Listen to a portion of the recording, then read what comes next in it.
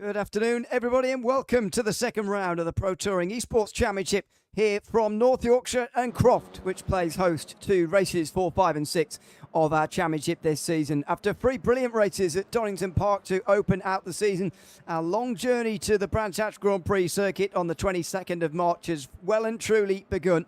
Welcome along to the stream tonight. I'm Ewan O'Leary alongside Ashley Denman in the commentary box with Rich Wetherill controlling the cameras behind the scenes. Ash, it's good to be alongside you for this second round of the championship. I know you caught a little bit of that first round. It was excellent entertainment, and we're only just beginning this season. What a great field we've got. What great cars, by the way, in RF2, and what a great season still very much ahead of us.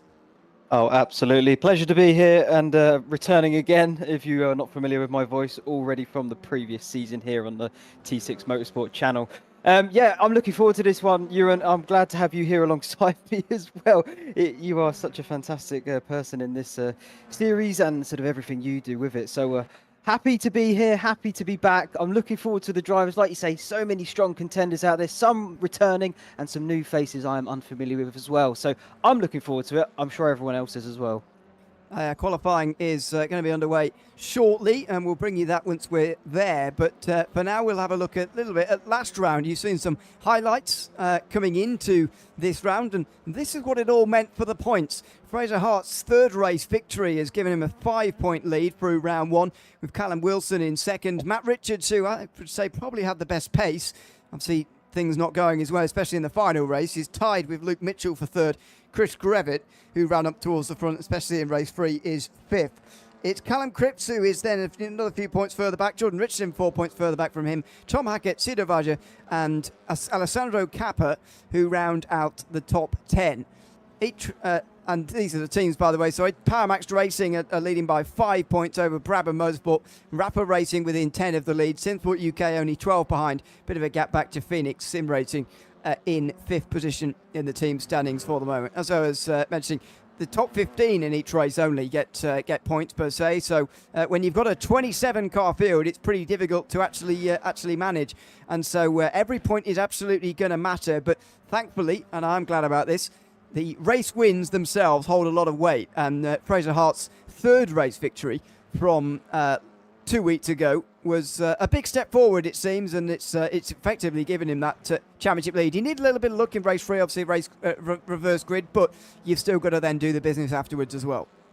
Certainly do. And speaking of weight, you mentioned it there already. They'll be adding it on if you are sort of top of that from the previous race as well. So I wonder if we can get confirmation from Rich behind the scenes, but I think he'll be then carrying the extra ballast here for the first race in this round, and so will that top 5, and I am being told in my ear, yes, that is the case. So the top 5, they're going to be adding that extra weight onto the car from 50 kilograms down to 10. I'm sure everyone else can work out the mathematics on that one, but with that extra weight, and of course it does slow them down, and I'm not too sure how it affects the tyre model here on our Factor 2, unfortunately, but of course it is going to play a little bit of a factor on that side of things as well. So be interesting to see. Of course, Fraser Hart, your current championship leader. Let's see if he can keep that pace up, and well, if he does, he'll of course have that extra weight added on every single time. Yeah, it's even across the board in qualifying where it's not applied, but in race 1 you do indeed have to deal with it, and that probably is the better way round of doing it, to be honest, as far as entertainment is concerned anyway. It might just put a few heavier cars in front of some lighter ones and give us some good races to watch, because for all of the weight that he would have received from, I think, winning race 1, or at least finishing up towards the front 2 weeks ago, Matt Richards still able to defend rather nicely at the front of race 2, and then obviously had that trouble in race 3. But I think that is going to be a key point in this season. Which of these drivers can actually defend rather well? Because if you're winning races, which you're going to have to be if you want to be a championship contender, then you're going to also be heavy for the next race, and that is going to then put in your defensive instincts into the next race. So it's going to be a very key characteristic, and I think Matt Richards probably showed that he was maybe the best of those through the first race of this, or at least the first round, the first trio of races this season. Yeah, absolutely. And you mentioned in there, of course, the defending aspect of things. I mean, I think that's what brings sort of a lot of fans to touring car, especially. It is a series in which you can go door to door racing, and 9 times out of 10 you see a little bit of paint rubbing at the same time, and so it's one of those things where defending it is very, very important in a series such as this, because you haven't got that dirtier like a Formula One car, you haven't got that extra downforce. So when you do get on the brakes, you really are sort of betting against your rivals. Are you able to outbrake them into the corner? If you can, fantastic. That gives you a massive advantage in that aspect. But of course, in the defending side of things, if they can outbrake you, you've got a lot more work to do in order to keep them behind you. Let's talk a little bit about this circuit, shall we, here in North Yorkshire. The Croft circuit, as it is today, has been since 1997, where, would you believe it, Sergio Perez has the lap record. I didn't know that. I saw that. It's weird, isn't it? Up near Darlington and just over 2 miles in length. 19 laps should be per race, and the lap record in this series, 107.9 on the main circuit. So that feels fast compared to the best laps we're seeing at the moment. I wonder if that's supposed to be 17. Fast, that but one. Anyway, that'll be about right. It's such a unique circuit, isn't it, Ash? And I don't think really used outside of the BTCC, if you like, circles. It's very much constrained in that sort of world, but it's a really unique circuit and a brilliant circuit as well. I'm a little bit sceptical about racing here sometimes, but in terms of to drive, yeah, it's really a unique place to go around. It certainly is. I mean, I'm new here myself, Ewan, so I've never actually done anything around Croft. So this is all a little bit alien to me, you could say. I've put a few laps on the simulator myself just to get a feel for what the drivers themselves out there are going to experience when they get to racing on the circuit, where the bumps are, where you can push the car maybe a little bit more than other places. So it is certainly an interesting one, and as you say, it's a very unique circuit. I mean, of course, it's part of the classic British airfield circuit, so built on an old airbase with the long straights and typically sort of the hard concrete surface. Of course, that has been not obliterated, but it's been torn down, rebuilt, repaired. They have a big rallycross scene here. I have also seen here, Ewan, and of course they have brought back the touring cars, which I think is the headline act for this circuit itself. But for the circuit and for these types of cars, I think the combination is actually perfect. It really does show the skill and the capabilities of the drivers, real life and virtual, and what they can do with the machines at their fingertips. Yeah, as you mentioned, he even hosted a round of the European Rallycross Championship in the past. Feels pretty unbelievable, although it was more than 30 years ago, so there you go. But yeah, it is a unique place to go, and touring cars, I think, best suited to here. Just to run through the rest of the schedule, by the way, 2 weeks away from Thruxton, which will be the last round before the Christmas break, which is so effectively just missing. We're racing fortnightly, effectively missing just one of those. Silverstone National, which I think is a brilliant layout as well. Another one of those airfield ones. Knockhill, not an airfield, and you can see why. That is round 5. Take us to the halfway point. Alton Park is just inside February. Then Donington GP, so obviously already been to the national layout. Snetterton is the penultimate round before Brands Hatch GP. The traditional finale, no Brands Indy on this schedule, but GP at the end of the calendar, round 9 on the 22nd of March, and hopefully it is still going to be a championship to sort of watch and enjoy at the end of it all, because so far, very, very close. The advantage of the point system, to be fair, and indeed the system of how we run this series as well, is that it is likely to stay really, really close. Yes, you do have to have some good results all the way through. 10th place in the standings is already over 30 points back. But among those who are up towards the front, it is very, very close after one round, and hopefully that's just going to continue on. Certainly do hope so, because by the time you do get to that Brands Hatch Grand Prix, that sort of natural amphitheatre, it really feels like a coliseum as drivers do battle at that circuit. But got a little way to go before we get there. But I mean, it's going to be fantastic, no doubt. I think the drop point system as well, the dropped race system they have here, I'm not sure if it was clarified last week. Maybe I could be mistaken on that front, but it's 3 races. It's not like 3 rounds. I think I maybe misread the notes when I looked at it, so it wasn't as bad as I initially thought. But effectively, if one of the drivers can't make an evening, their entire season is not gone up in smoke because they can have that off week. And as long as they do keep that consistency up through the other rounds of the season, it means they're not going to drop out of that championship fight should they be in one. So, I mean, it's nice in that aspect, Ewan. And of course, it does mean that people with busy lives, busy schedules, because they're not all pro racing drivers every week, week in, week out, and this is their life. They do have their own real world outside of it. But yeah, I'm looking forward to this. And if it is anything like last season, Ewan, it's going to go right down to the wire. We saw how that happened. It was, I think, 2 points deficit between Chris Gravett and I want to say Samuel Herlock. And it really went down to the final race. It was fantastic. Yeah, exactly. Hoping for something similar this season. As practice draws to a close and qualifying will soon be underway. Only one driver out there at a time, as in they're on their own. They're all out there at the same time. They're on their own, though. The red light's still on at the end of pit lane until we get to that 10-minute mark. And pretty much everybody, I'd imagine, if you look at that tower on the left-hand side, we'll be getting underway straight away. There you go. That's why it's not open, because it would be carnage in towards turn number 1 on the way out of the pit lane. But better to get out there as quickly as you can, get your laps in, because there is only 10 minutes. And although it is quite a long lap, you will always feel like you want more in terms of time. I wonder whether we can follow Fraser Hart maybe for his opening lap here, since he's out there on the circuit, and we'll try and see his first flying lap when he comes around for it in a moment. But this is the stage, Ash, where you're just getting yourself feeling the conditions, see if they've changed his practice, get the tyres in the right window, and then go for lap 1, as we'll see in a minute. Yeah, absolutely. I mean, luckily for the drivers out there, they all know it. We all know it. It's sunny conditions all the way through the year, so they don't have to worry about the changing weather. You know, the rain suddenly coming in. That's not a thing. But you know, like you say, the changing conditions, the track temperature, the air temperature, it will still have an effect on the car. And like you say, the drivers need to feel that out. They should have got a good idea in practice. Now they've got to feel their way around qualifying, where it'll be slightly different conditions again. But I mean, qualifying is such a unique thing as well, and it's in its sense, especially when you're doing it on the circuit on your own, you are racing yourself and nobody else at this point. You're just trying to put in your best lap, hit your braking points, hit your acceleration points, your turn-ins, all of this to try and nail it and perfect it and then see where you end up at the end. I would imagine, based off the practice results as well, having it a look on my screen privy to me, I should say, they're pretty close, so I can't imagine qualifying being much different.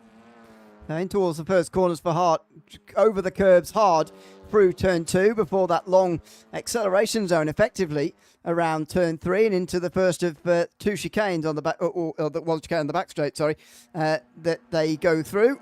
Then slightly bending to the left all the way down into Tower Bend. Big braking zone down here. Maybe a big overtaking chance as well. A bit of a puff of dust there. Wonder whether he was a little bit wide on the brakes and a little bit more on the exit as well. Now through the second of the chicanes, this one around the other side of the circuit, the Jim Clark S's.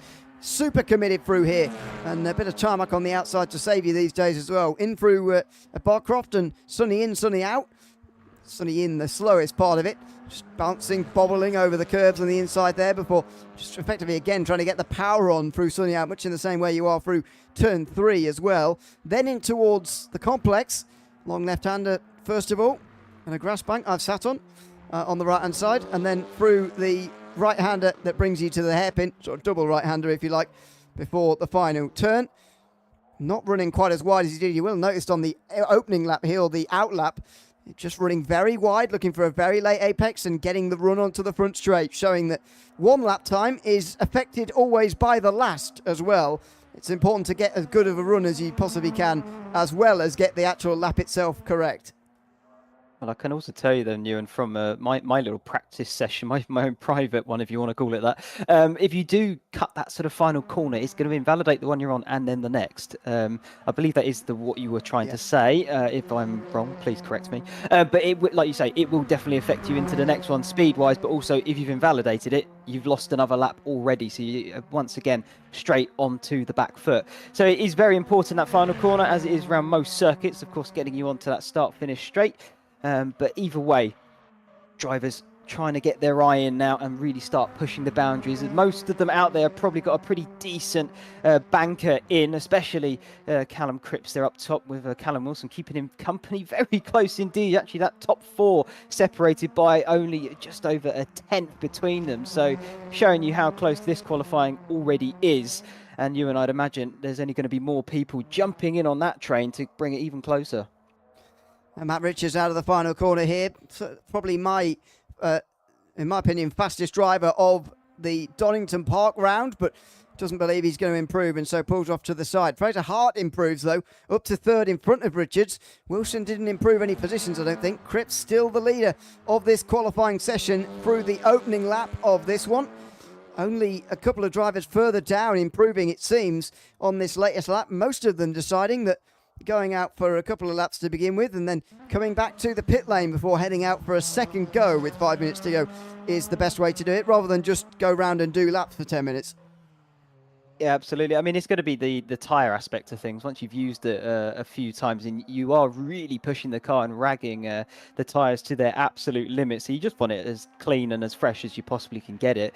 So that's going to be the reason why they're jumping back in and just get a new set on. Why not? You can do that, and then you can try and push and go for it once again. As you can see here, Kyle Benson sort of skipping it over the curbs as well. That right-hander before you get into Sunny Inn, Croft, it really is a committed corner, and you do kind of have to hit that curb, otherwise you are not going to really keep it on the circuit so much, and that grass comes up on you real quick as well. So keep an eye on that corner, I think, particularly when we get to lap number 1, because drivers trying to find position on the circuit, going side by side, it could get a little bit hairy.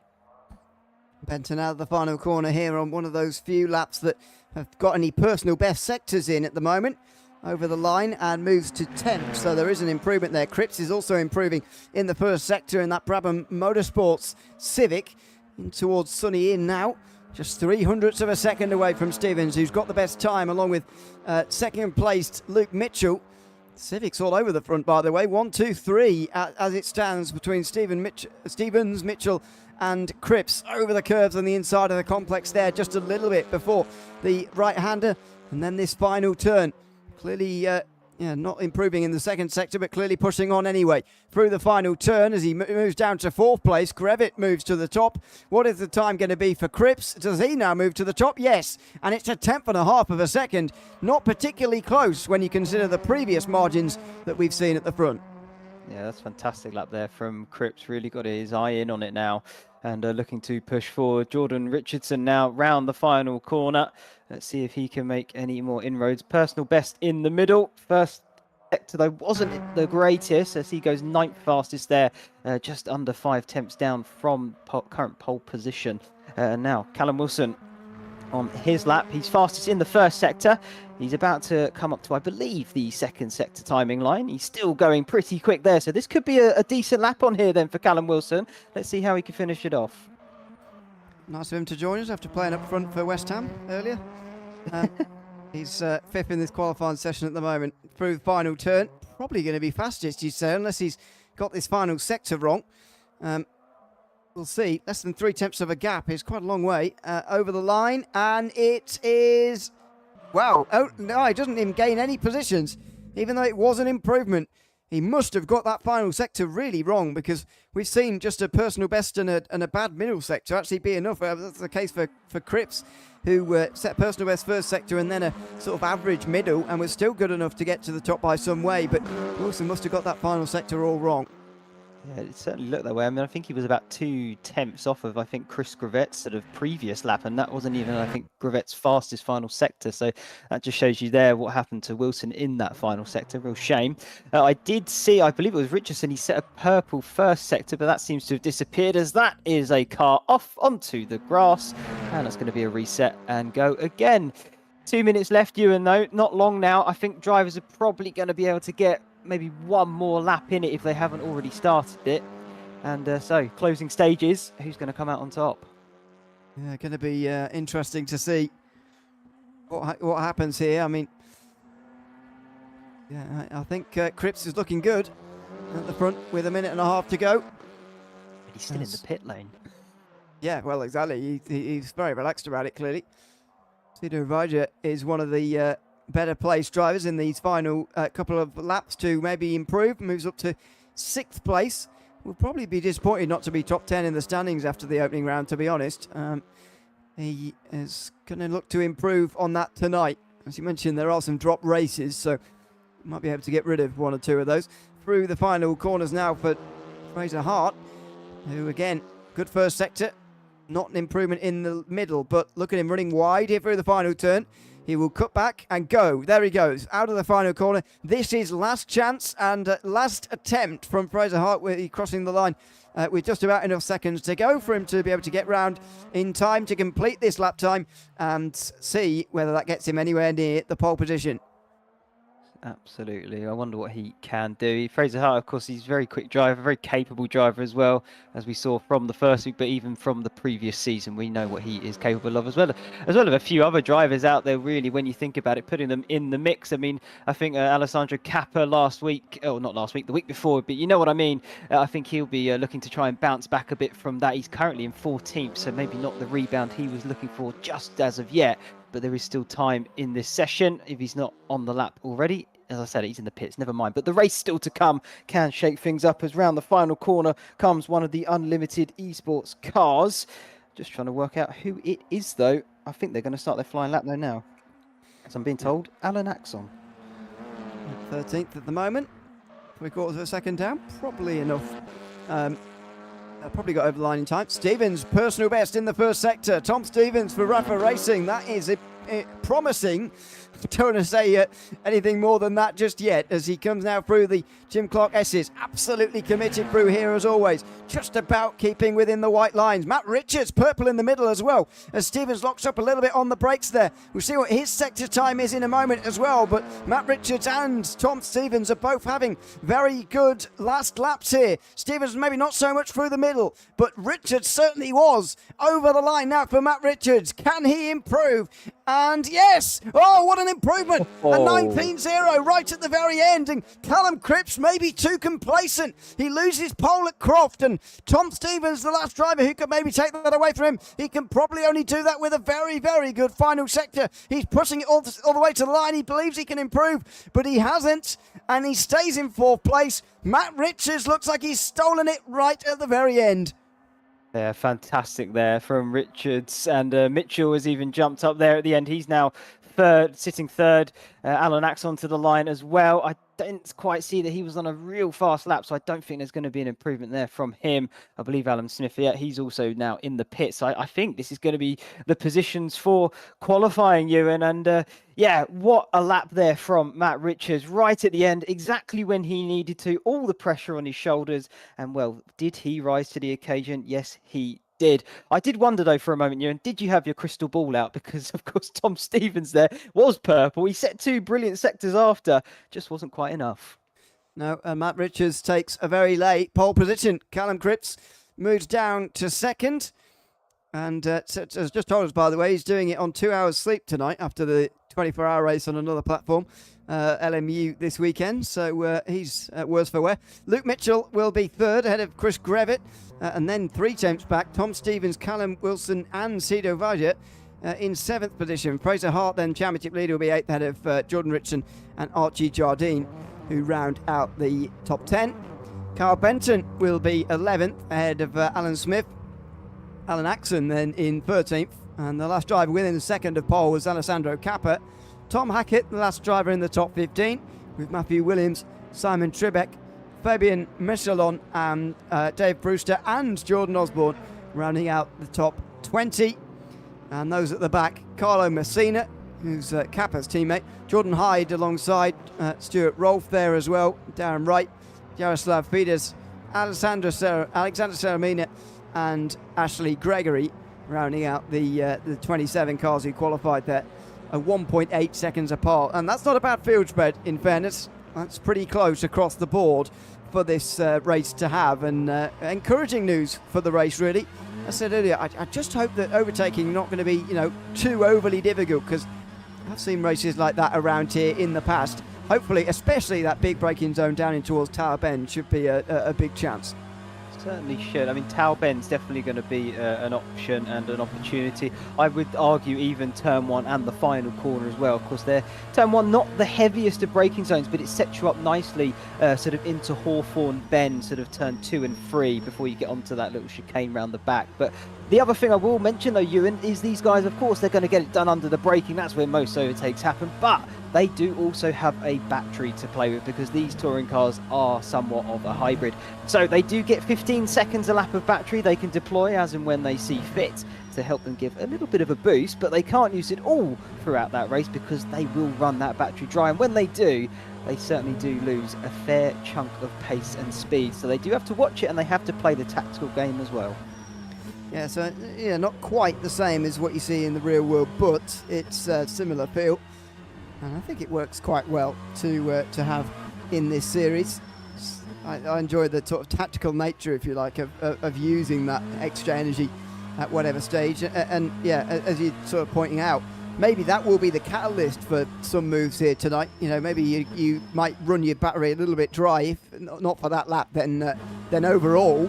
But, you know, you might gain a position on track, and that will give us some interest to talk about, some tactics to talk about, which I always think is a good thing in sort of sprint races like this. It's, yeah, those kind of tactics that you want to see. It's a brilliant thing. It reminds me of the old F1 cars before they went to full-on hybrid, where you had that kinetic energy recovery system. It's effectively that, I believe, if I'm not mistaken. And I always used to love, particularly myself in the F1 games back then, it was always a strategic thing to use. You can use it for attack, you can use it for defense, but it's yours to use and to play with that tactics and strategy of that battery. I think it's a fantastic thing in reality. Even in the real world, I think it does have its place. I think I don't know about you, Ewan. The full-on hybrid system, it's not really my cup of tea. I think a battery, though, does make a lot of sense that you can use as and when you need. But I'm not the FIA. I can't dictate what they want to do. So, however way you slice it, you got to play by the rules, and that's what they have. That's what they have, a battery. No, and indeed, I'm not a mechanic either, so I don't really know how it would be different if it, you know, weren't a hybrid, or, you know, all that kind of thing. So that's got to be factored in as well, as warm-up just draws to a close. Surprises me sometimes how much people actually drive in warm after they've just done a qualifying session. I never used to, but anyway. Oh no! Whoa! Sorry. What happened there? Somebody going through the roof. They've taken the roof off. Well, there you go. Not yet, but yeah, they'll be on their way in the formation lap in a moment. And Matt Richards will lead them on around, and we'll be on the way for race one very soon. So ballast from the previous race will not be applied, or was not applied, sorry, for qualifying, but it will be now. And oh, it should have been for qualifying. Sorry, okay, I've yeah, okay, fine. I'm with you, Ewan. It's okay. Then that's fine. Then it will still be for the race as well. And then obviously race 2, the ballast race. It also in real life, where that will be set from these results here as well. So yes, that's how we're going to do it for the opening couple of races. Obviously, then we've got a reverse grid to think about a little bit later on. But again, Matt Richards going to have his defending shoes on again, I think, because it's it could be a lot of defending through this race here to race 1 of the night. The grid just being reset at the moment, and we'll be back underway for the formation lap in a moment. But yeah, Richards going to have some defending to do here, and he will know that, and he'll be confident probably after last week's performance. I mean, I can't imagine why he wouldn't be confident. I mean, I'm looking at the standings again, just to check in my head, how much ballast has he got in that car? He's got 30 kilograms added to his car, and he still took pole position. So, I mean, factor that in. Clearly, he's quick around this circuit. You know, imagine him without the ballast, what he could probably do.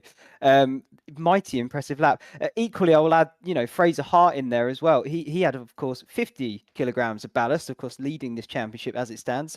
Might change after race 1, but at the moment, he's got 50 grams on board, and he still came, I believe it was 8th in qualifying. So, you know, factor those into these guys' performances in the qualifying sessions and where they've ended up, and you can probably get a good idea of how quick they would be without that ballast. So it's going to be an interesting game to see, particularly as the season wears on as well. Who is going to be picking up these ballasts and things like that, to see what other drivers around them can maybe pick up extra points, or if these guys can still manage that pace with the extra weight on board.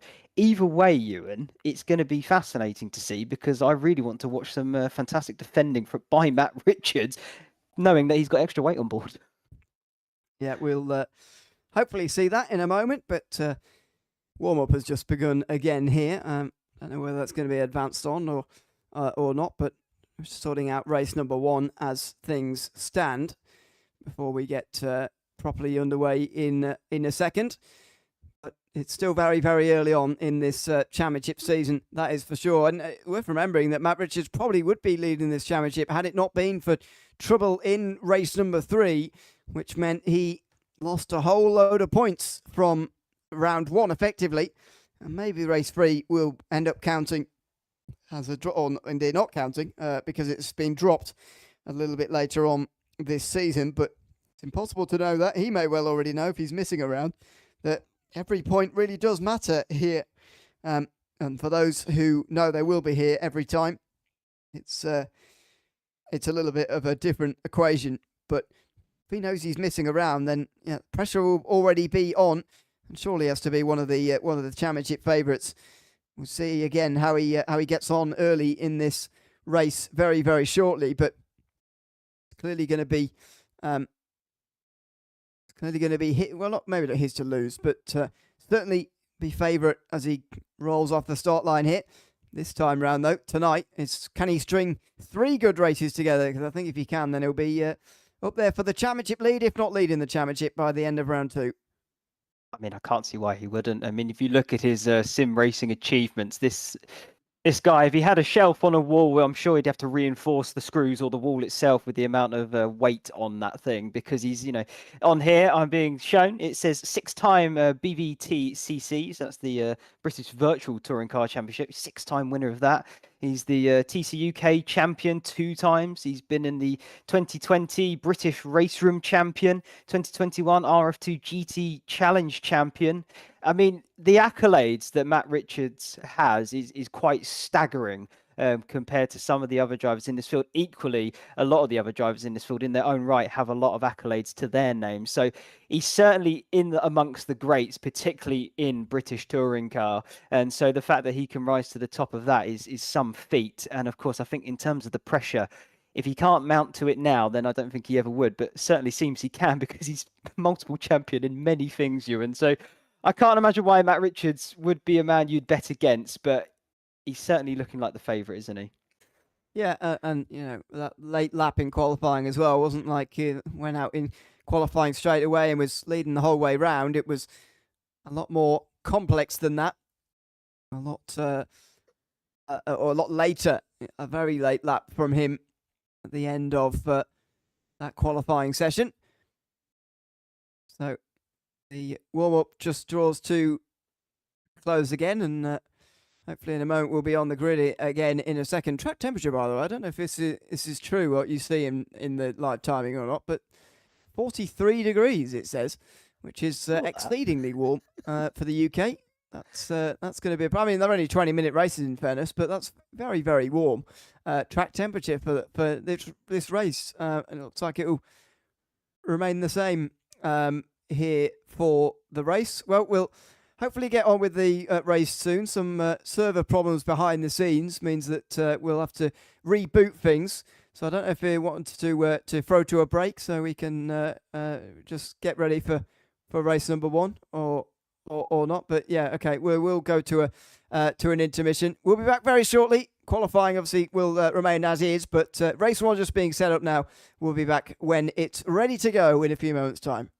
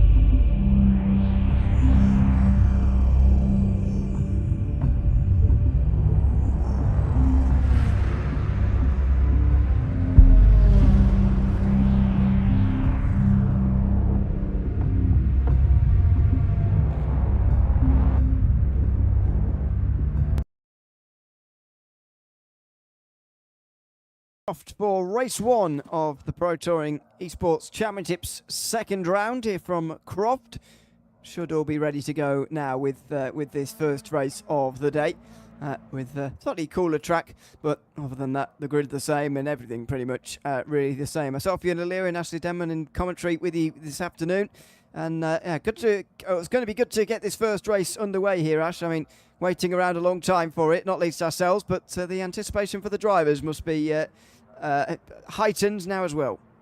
Yeah, certainly. I mean, if it was me in the car, it certainly would be heightened. I mean, I kind of, the quicker I can get it underway, the quicker my nerves come back to sort of a normal level. But if I'm having to sit and wait around, I know personally for myself, it just, like you say, it gets heightened. You get a bit agitated and all of the extra emotions that go with that. So I'm sure that some of the drivers may be feeling the same as I would. Some of them may be able to handle that a lot better than others. But either way, we're going to get going soon. That's the main thing, Ewan, because we want to see some cars go green wall-to-wall racing.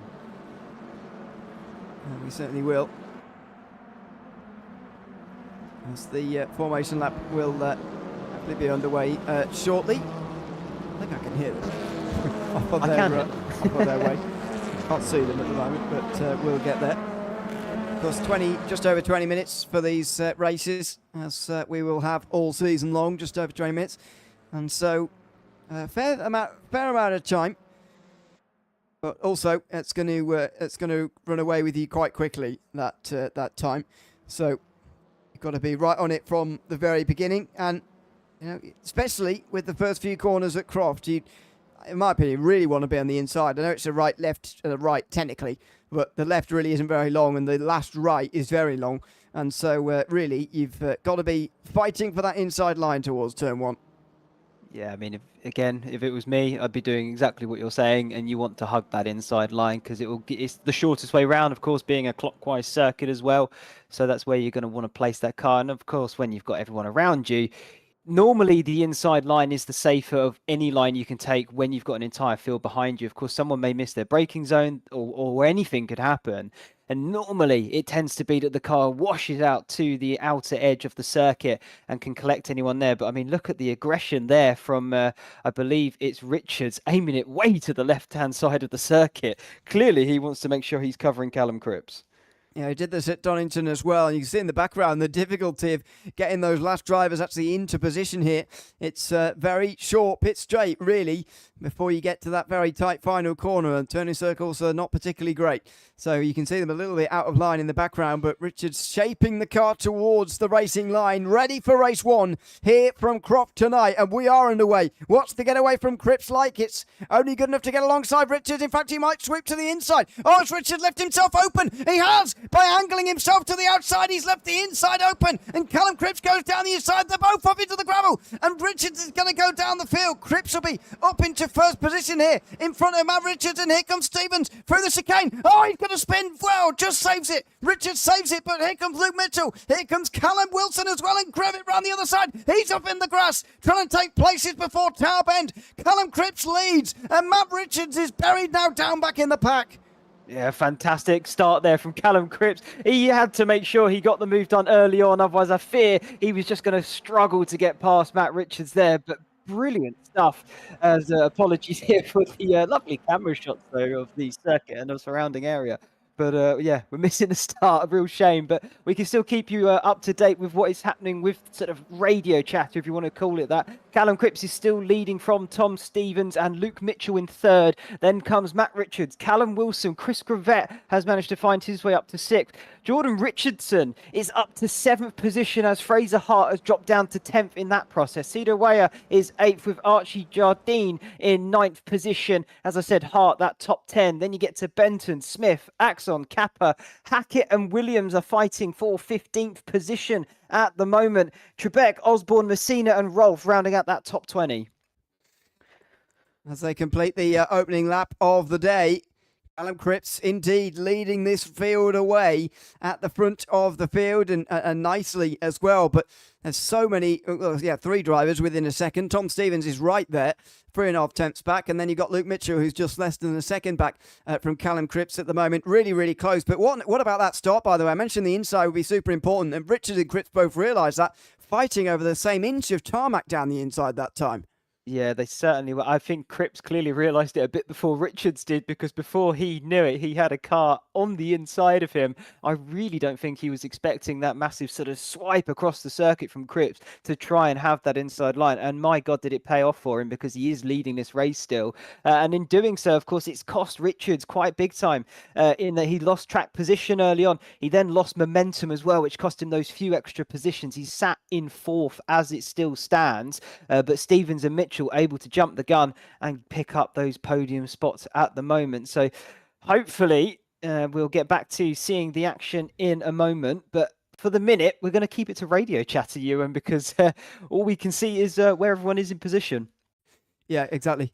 We'll try and keep you across it all at the moment. I can tell you that Tom Stevens still applying that pressure in second behind Callum Cripps, but last time around, Luke Mitchell set the best lap time of the day to move to 5 tenths now behind Stevens, and Matt Richards is back up to 4th place again at least. So not as bad as it could have been for Richards there, but he's not in the lead any longer and now forced to make the overtakes, which, as I previewed at the beginning, and I think is going to remain true throughout all 3 races, it's going to remain very, very difficult over the course of this championship to actually over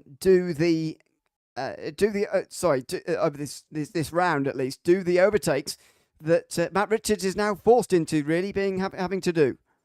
Yeah, it's not ideal for him, of course. He would have liked to have hanged on to that, pole position and keep the lead, especially into the opening few corners. You would have almost thought, with the nature of turn 1 and into sort of Hawthorne Bend as well, that there wasn't really a chance to get alongside. But clearly in that second phase of the launch, again, Callum Cripps got the better of it and made good use of it as well. I mean, looking up and down the order, there hasn't been many changes, so I dread to fear that maybe your crystal ball is coming into a bit of effect here, Ewan, and that it may be a bit of a premium to get an overtake going, as we are seeing a bit of a stagnant field at the moment. But the good news is, as well as me sounding a bit negative, the good news is the gaps, though. The gaps they're not huge. They are really only a few tenths between every single driver. So it is bumper to bumper stuff.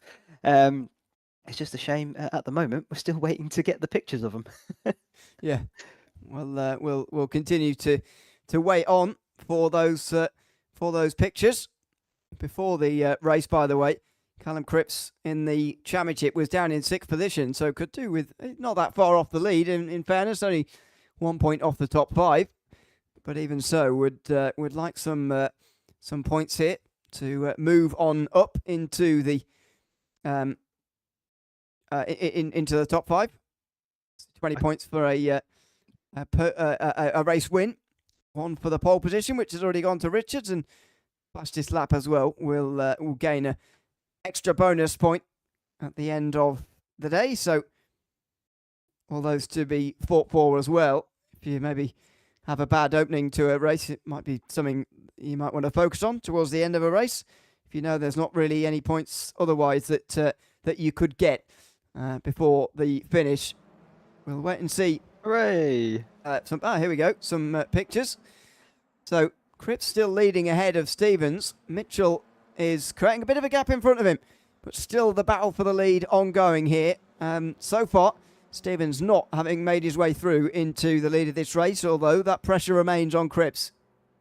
Certainly does. I mean, the nice thing for Stevens here, he's got a rear gunner in Luke Mitchell. Of course, they're both driving for the same team. So when you look at it in that sense, this really is a fantastic opportunity for Stevens just to go at it and try and take the fight to Callum. That was almost an attempt around the outside, but I fear that would have taken some doing in order to get the job done. But we're still riding on board. This is a fantastic camera angle. Look at this. You can really see how close they are to the edge of the circuit.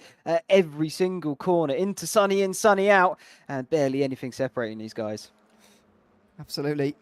Richards then in 4th position, trying to get out of this because Callum Wilson being right behind is a bit of a distraction at the moment. He'd like to push on here and get past Mitchell if possible through into the complex once again. As you mentioned earlier, this hairpin might be a good chance at overtaking because it's so slow speed. Will Richards decide that it's there? No. There was a bit of contact the corner before, but no. Grevitt on the defensive there from Richardson as well. And Grevitt, don't forget, got past Richards on the way towards Tower Bend on the opening lap. So interesting that he has lost a couple of positions, but other than that, it has remained rather the same. Richardson now, though, alongside Grevitt and getting through in towards turn 1. Yeah, absolutely. And not a lot separating much of these drivers out there. Of course, there's a few gaps beginning to open up, but they have clustered together. So we will see them all vying for positions deeper into this race. You mentioned, of course, earlier on, Callum Cripps. I mean, do not count that man out. He is leading this race. We know he's got speed, but in terms of sort of previous seasons as well, I think he finished second in the Porsche Cup series last year, I should say at this point now. God, it seems like an age ago. But he was also a top contender, even in the touring cars. So I don't really think it matters what car he's in. He clearly has a lot of talent at his fingertips. So keep an eye on Callum Cripps. He's not had the best opening round at Donington, but clearly here he's finding his form and finding his feet in this championship. Still with pressure from Stevens, who is right in behind. So many battles going on further down the field here, by the way. Grevitt is having real trouble, and Cito Valla is now alongside him in towards the final corners, and the Simply race car can't get through and looks to again down the inside.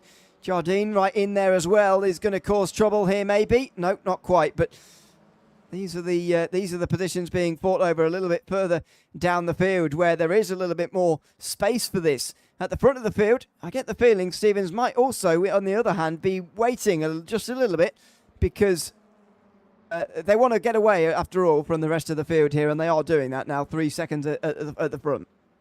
I mean, the advantage of doing that, of course, if you know the pair of you have the pace to just pull away, don't fight the position hard in the opening couple of corners, because then you have to defend it for the rest of the race. What you'd rather do, yeah, I know I've got the better of you, is this is a battle here side by side into Tower Bend, just trying to work out the two drivers going at it wheel to wheel. This is for the lead, apologies. Oh. This is Tom Stevens having a look at Tower Bend. I wouldn't have thought a move is up on there, but clearly he's able to find the grip and the traction to even attempt it. But unfortunately, he has been thwarted by Callum Cripps, as it still stands 1-2 for the pair of them. As here goes Richards. Yeah, Richards on Mitchell, to Sonny out is not going to give space on the outside there, so Mitchell, should have seen that coming, arguably, and Callum Wilson's now going to try and take advantage into the complex here, outside through the first part, inside at the right-hander, and gets it, so Mitchell loses 2 in 1, and there could be more here, Richardson on the inside too, and that teamwork, the teammates are ganging up on him here. Mitchell down to 5th position now from a podium place, could even be outside the top 5 now, coming down towards turn 1. Yeah, it's got to be gutting for him. He, of course, made the most of the opening few corners and laps and was looking really strong.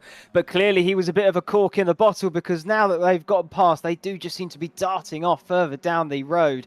And so all they need now for that Power Max team is to just get Richardson past him as well. And then the trio can hopefully try and chase down these two, the leaders, as here comes Stevens again. Yeah, outside of Tower Bend seems to be his move. Cripps showing him the outside each time, though. But this time, Stevens is much further alongside, heading into the S's itself. He's on the inside for the first part, but he doesn't need the outside at the second. He leads this race. Stevens through in the Jim Clark S's to the lead. And at the moment, to be honest, looks like he's got better speed than Callum Cripps, who's now forced to respond from the second position. Certainly the chasee becomes the chaser. Let's see what Cripps can do then. I think these next few laps are going to be critical for him, whether he can try and mount an attack back to take that lead. But we'll have to see how that all unfolds in the closing 11 minutes of this race. Halfway is about to be gone, and then we can see where these guys are going to start shaking out into those final positions for this first race of 3. Jordan Richardson is still 6th behind Luke Mitchell at the moment, and he is right on the rear bumper of that Honda Civic, and it's looming large. Ever present is Jordan. He's just got to try and find the move, hasn't he, though, Ewan? It's very difficult to overtake around it, quite clearly, but clearly other drivers have been able to make it work. Yeah, they have, and therefore, yeah, not impossible, but difficult, and I think that's a good balance to have at a circuit. You don't want it to be too easy or too hard. We're just right in the middle here. It's a big group, though, from Mitchell on backwards. And, you know, when you are overtaken by a couple of drivers like that, you can, to be fair, lose that little bit of momentum. That looks like what's happened to Mitchell here. Because look at this. Richardson, Valla, Grevitt, Jardine, Hart, Smith and Axon all but in behind here. You know, this is an 8-car group now. It really does feel like Mitchell is that cork in the bottle. And I mean, we've already seen that is what it is sort of turning into at the moment, as there is a yellow flag out somewhere. I wonder who that is having maybe a bit of a burden through the grass. But yeah, it just seems that Richards can't find that little bit of extra. Oh, look, it's one of the rocket cars in the back. I believe that's one of the unlimited Esport cars. I'm just trying to work out who that could have been. But either way, off onto the grass. And I think maybe has returned to pit lane now, judging by the fact that the yellow flag has disappeared. But back to Richardson, Ewan.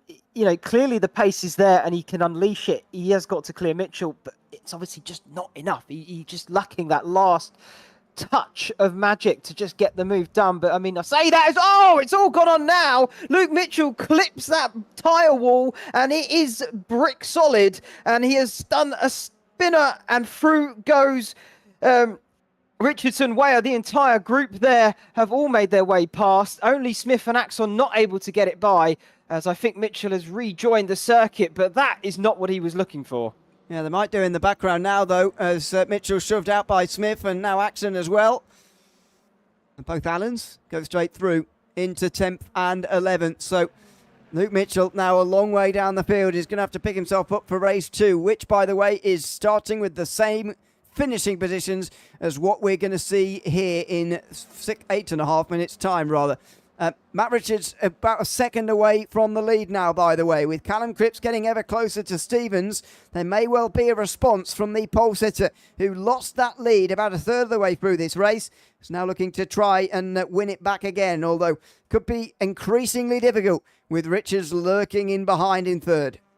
He's still closing in by the looks of it. I mean, that's incredible from Richards there. He's got the ballast in the car and everything, and still it clearly is not bothering him one bit because he is able to close that gap down. I mean, these two, they really need to sort of focus on the win at this point, and by that I mean they just kind of need to, right, okay, put the battle on pause. Let's focus on trying to keep that gap from the guy behind, and then we can look at going at it in the final few laps, should it be possible. But really and truthfully, I think it's again, it's kind of hard to bet against Matt Richards at this point. He's got so much pace in that car.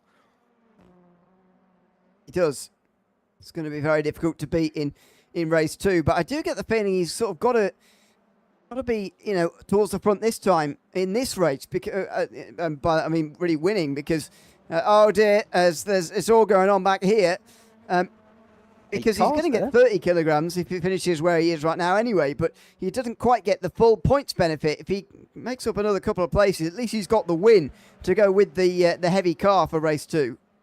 Yeah, you could look at it that way, but then equally, that happening, the guys in front of him will have the ballast picked up, so then you think, well, he's keeping pace with them without the ballast, as I think Cripps has made a move for the lead up front, and that's a car way off into the, I believe, the barrier at that point, because it's so close to the edge of the circuit. This is Stevens and Cripps we've jumped back on board with at the front. Stevens managing to retake that lead, but this means that the gap between them and Richards behind is non-existent now, and so Richards can now have a look at trying to attack and get a move on and further up the order.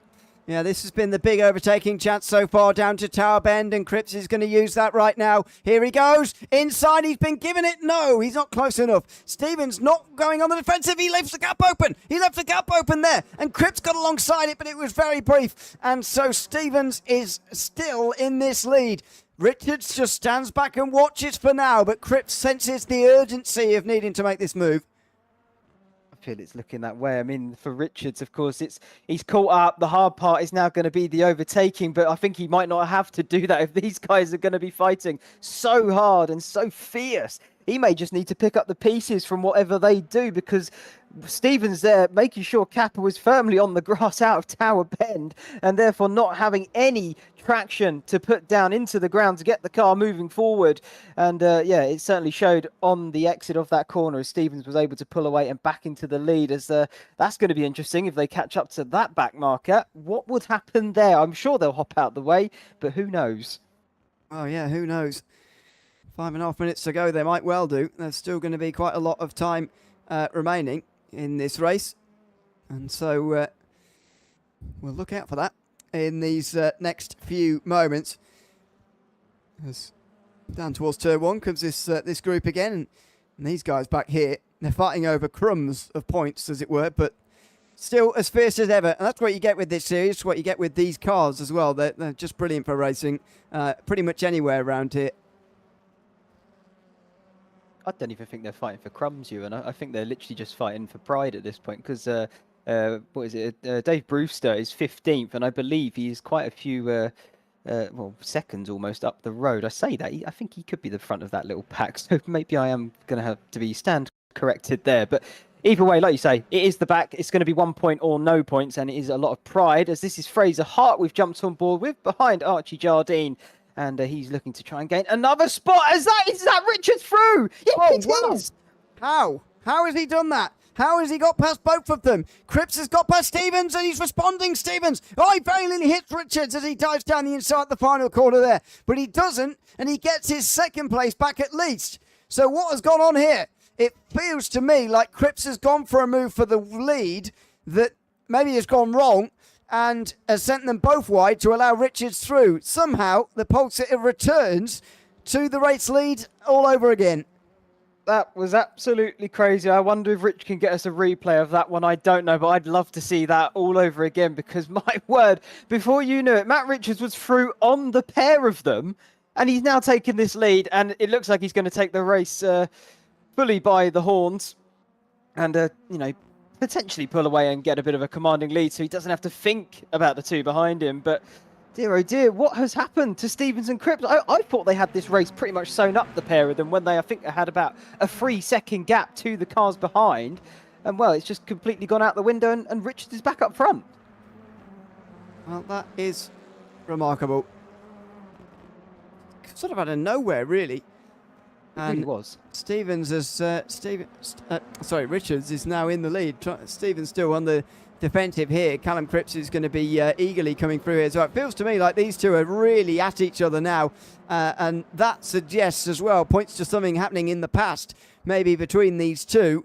Just wonder, earlier in this race, I just wonder whether there was contact between the two, because the way that Stevens dived down the inside the final turn to take that place back from Cripps again suggested a driver who felt aggrieved about what had just gone on.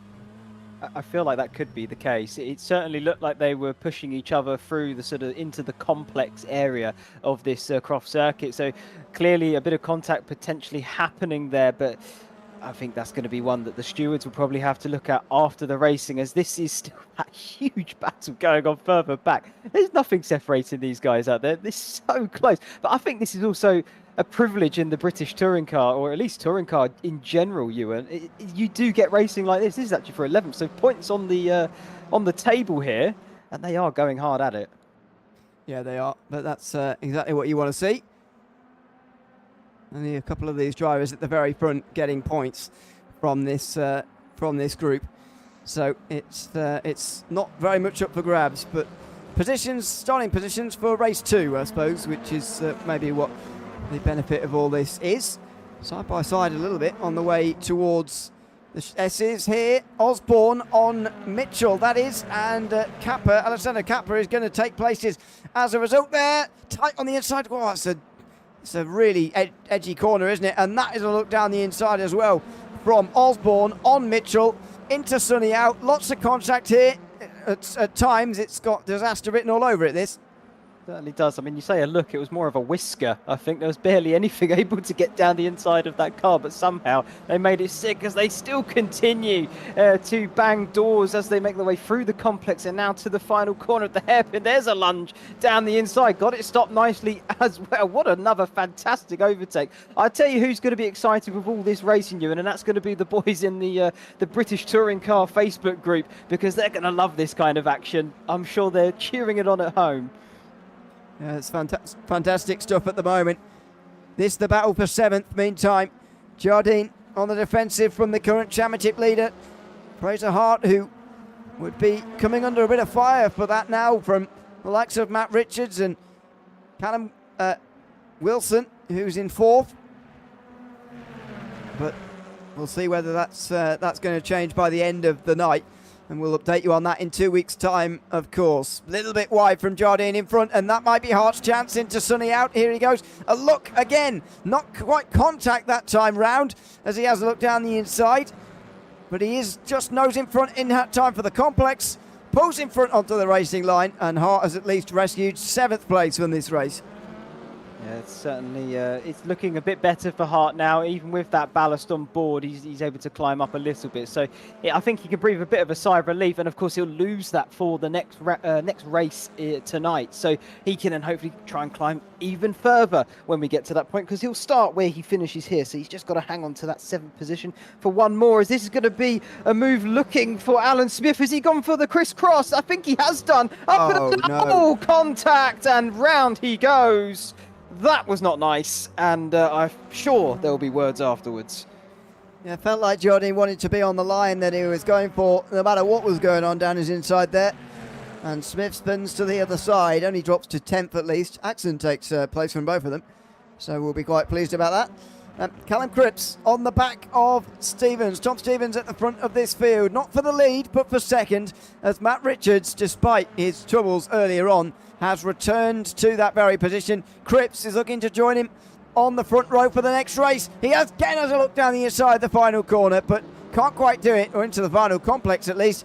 Final corner, he'll be on the defensive there, Will Stevens, and will be very difficult to pass. Matt Richards, meantime, is going to come out of the final corner, and he will win race 4 in the Pro Touring Esports Championship. Second round here from Croft. First race of the night goes to Matt Richards, the pulse here, after lots of trials and tribulations throughout the race. What a start to the race, and a great few battles there were throughout that one as well.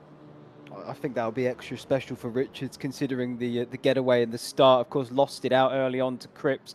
Had a fantastic getaway. We've said it many times already, but once again, it really was something. Of course, Stevens there up in second. He'll be happy, I think, with the result in the end. A bit peeved, maybe he didn't quite get the win, but still fantastic for him and his points haul as more cars coming across the line to finish this first race of the night. I believe back there, that is going to be sort of Brewster, Osborne, Hackett, Hyde. Then we get to Rolf, as there's almost a pile up there on the pit exit. Richardson, what happened to Richardson there? He's come down in 17th in the end. Clearly not having the night he was looking for, or at least not the one he started off with. Michelon, Mitchell, and Fides as well. I believe that was your top 20. But yeah, what a race, Ewan. I mean, what a fantastic start to the evening. Absolutely. I'm sure it is only going to continue here tonight. Matt Richards wins race 1 though, in front in the end of Tom Stevens, who held off Callum Cripps on the podium. Callum Wilson will be 4th, and Sid Ovaya will get the final bit of ballast for race 2.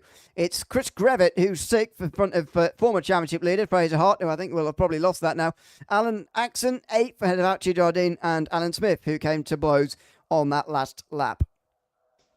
11th for Alessandro Cappa, with Dave Brewster, Jordan Osborne, Tom Hackett and Jordan Hyde getting the final points.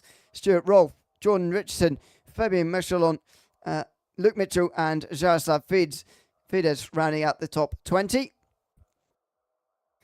Matthew Williams, the last of those to finish on the lead lap. Ashley Gregory out at the end, down right, 1 lap down. Colin Messina, Carl Benton and Simon Tribeck didn't finish that first race. Hopefully they'll return again for race number 2, which will be underway in the not too distant future.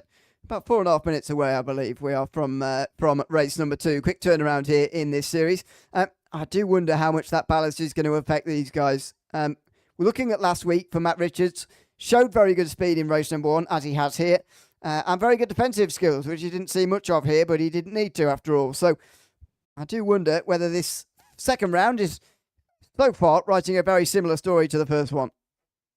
I mean, at the moment, it's looking that way, but of course, it's a very different sort of circuit and nature than it is to Donington. So I think Donington, you do have a slightly wider track. You are able to get a bit more side-by-side action going, and therefore the overtakes are a bit more possible. But here, it is a bit narrow, and particularly at the points where you can potentially mount that attack, they do narrow up. So it's harder to get alongside. It's harder to outbrake your opponent in that sense.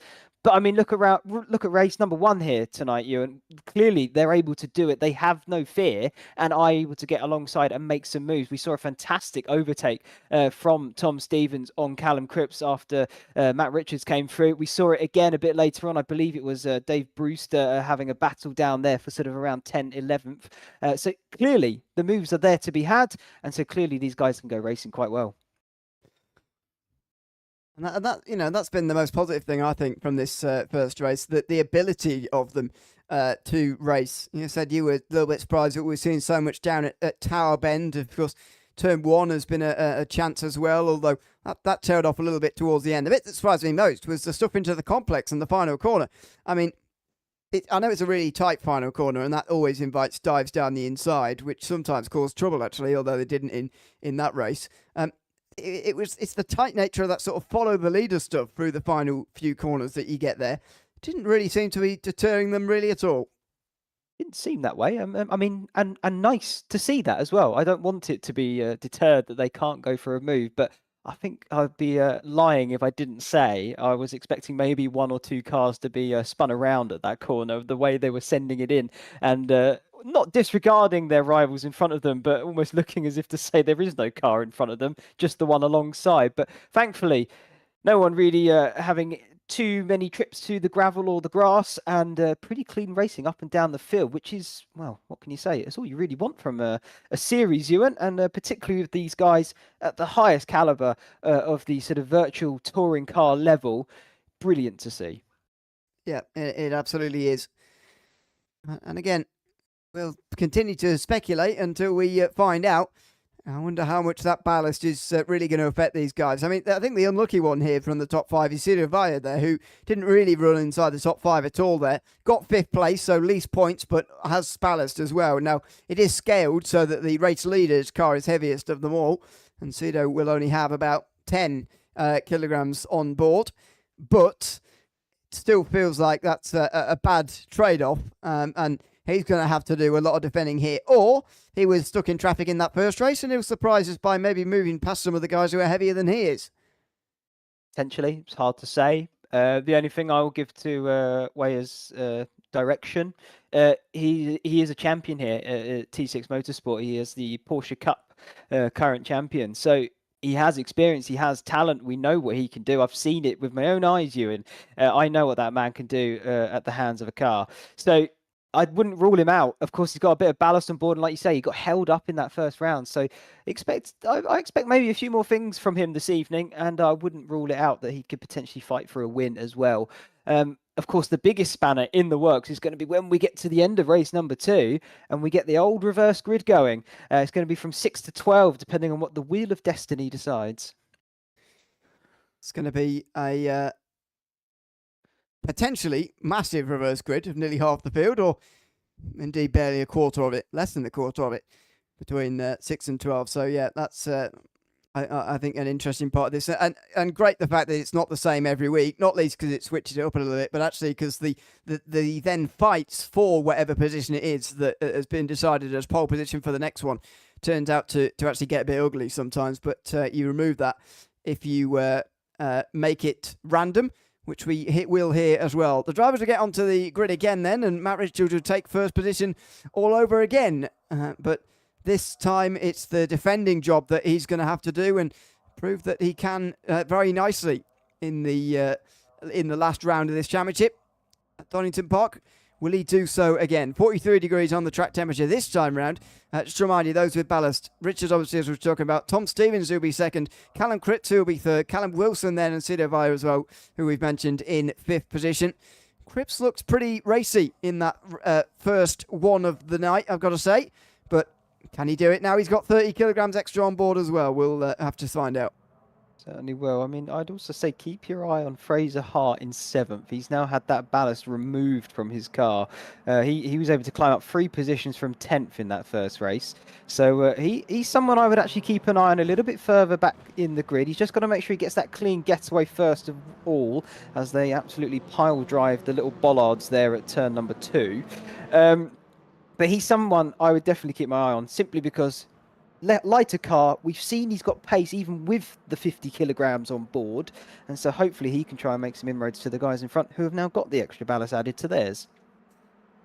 And the learnings through turn 1 for Matt Richards, what do you think he's going to do this time round? Because last time he angled his car towards the driver in second, tried to sort of force them out of doing really anything, and Cripps just said, well, if you do that, I'll send you to the inside and I'll take the lead away. I wonder what he's going to do on the trip towards turn 1 this time round.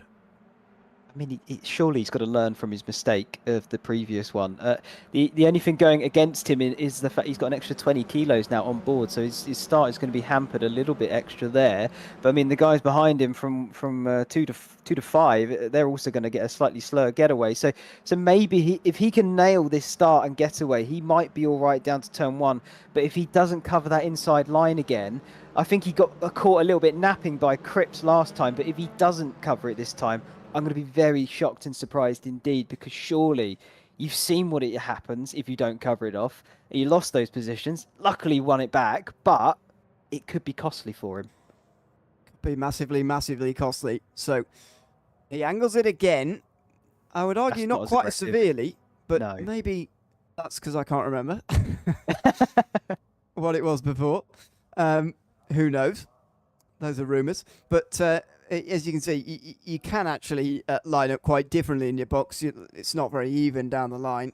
So it maybe isn't really the reason, but he is going to leave that inside open. First thing he's got to think about, though, is this launch, which is about to take off here from Croft. It is the second race of round 2 in the Pro Touring Esports Championship this season, and we're underway again. Richards indeed pointed towards the outside, which means he is trying to cover them off down towards turn number 1, but it's a good getaway from Tom Stevens, who gets alongside in towards turn 1. Oh, and he's driven round him this time. Matt Richards loses his race lead on the opening lap for the second race in a row, and it's not Callum Cripps this time, it's Tom Stevens who leads through the chicane.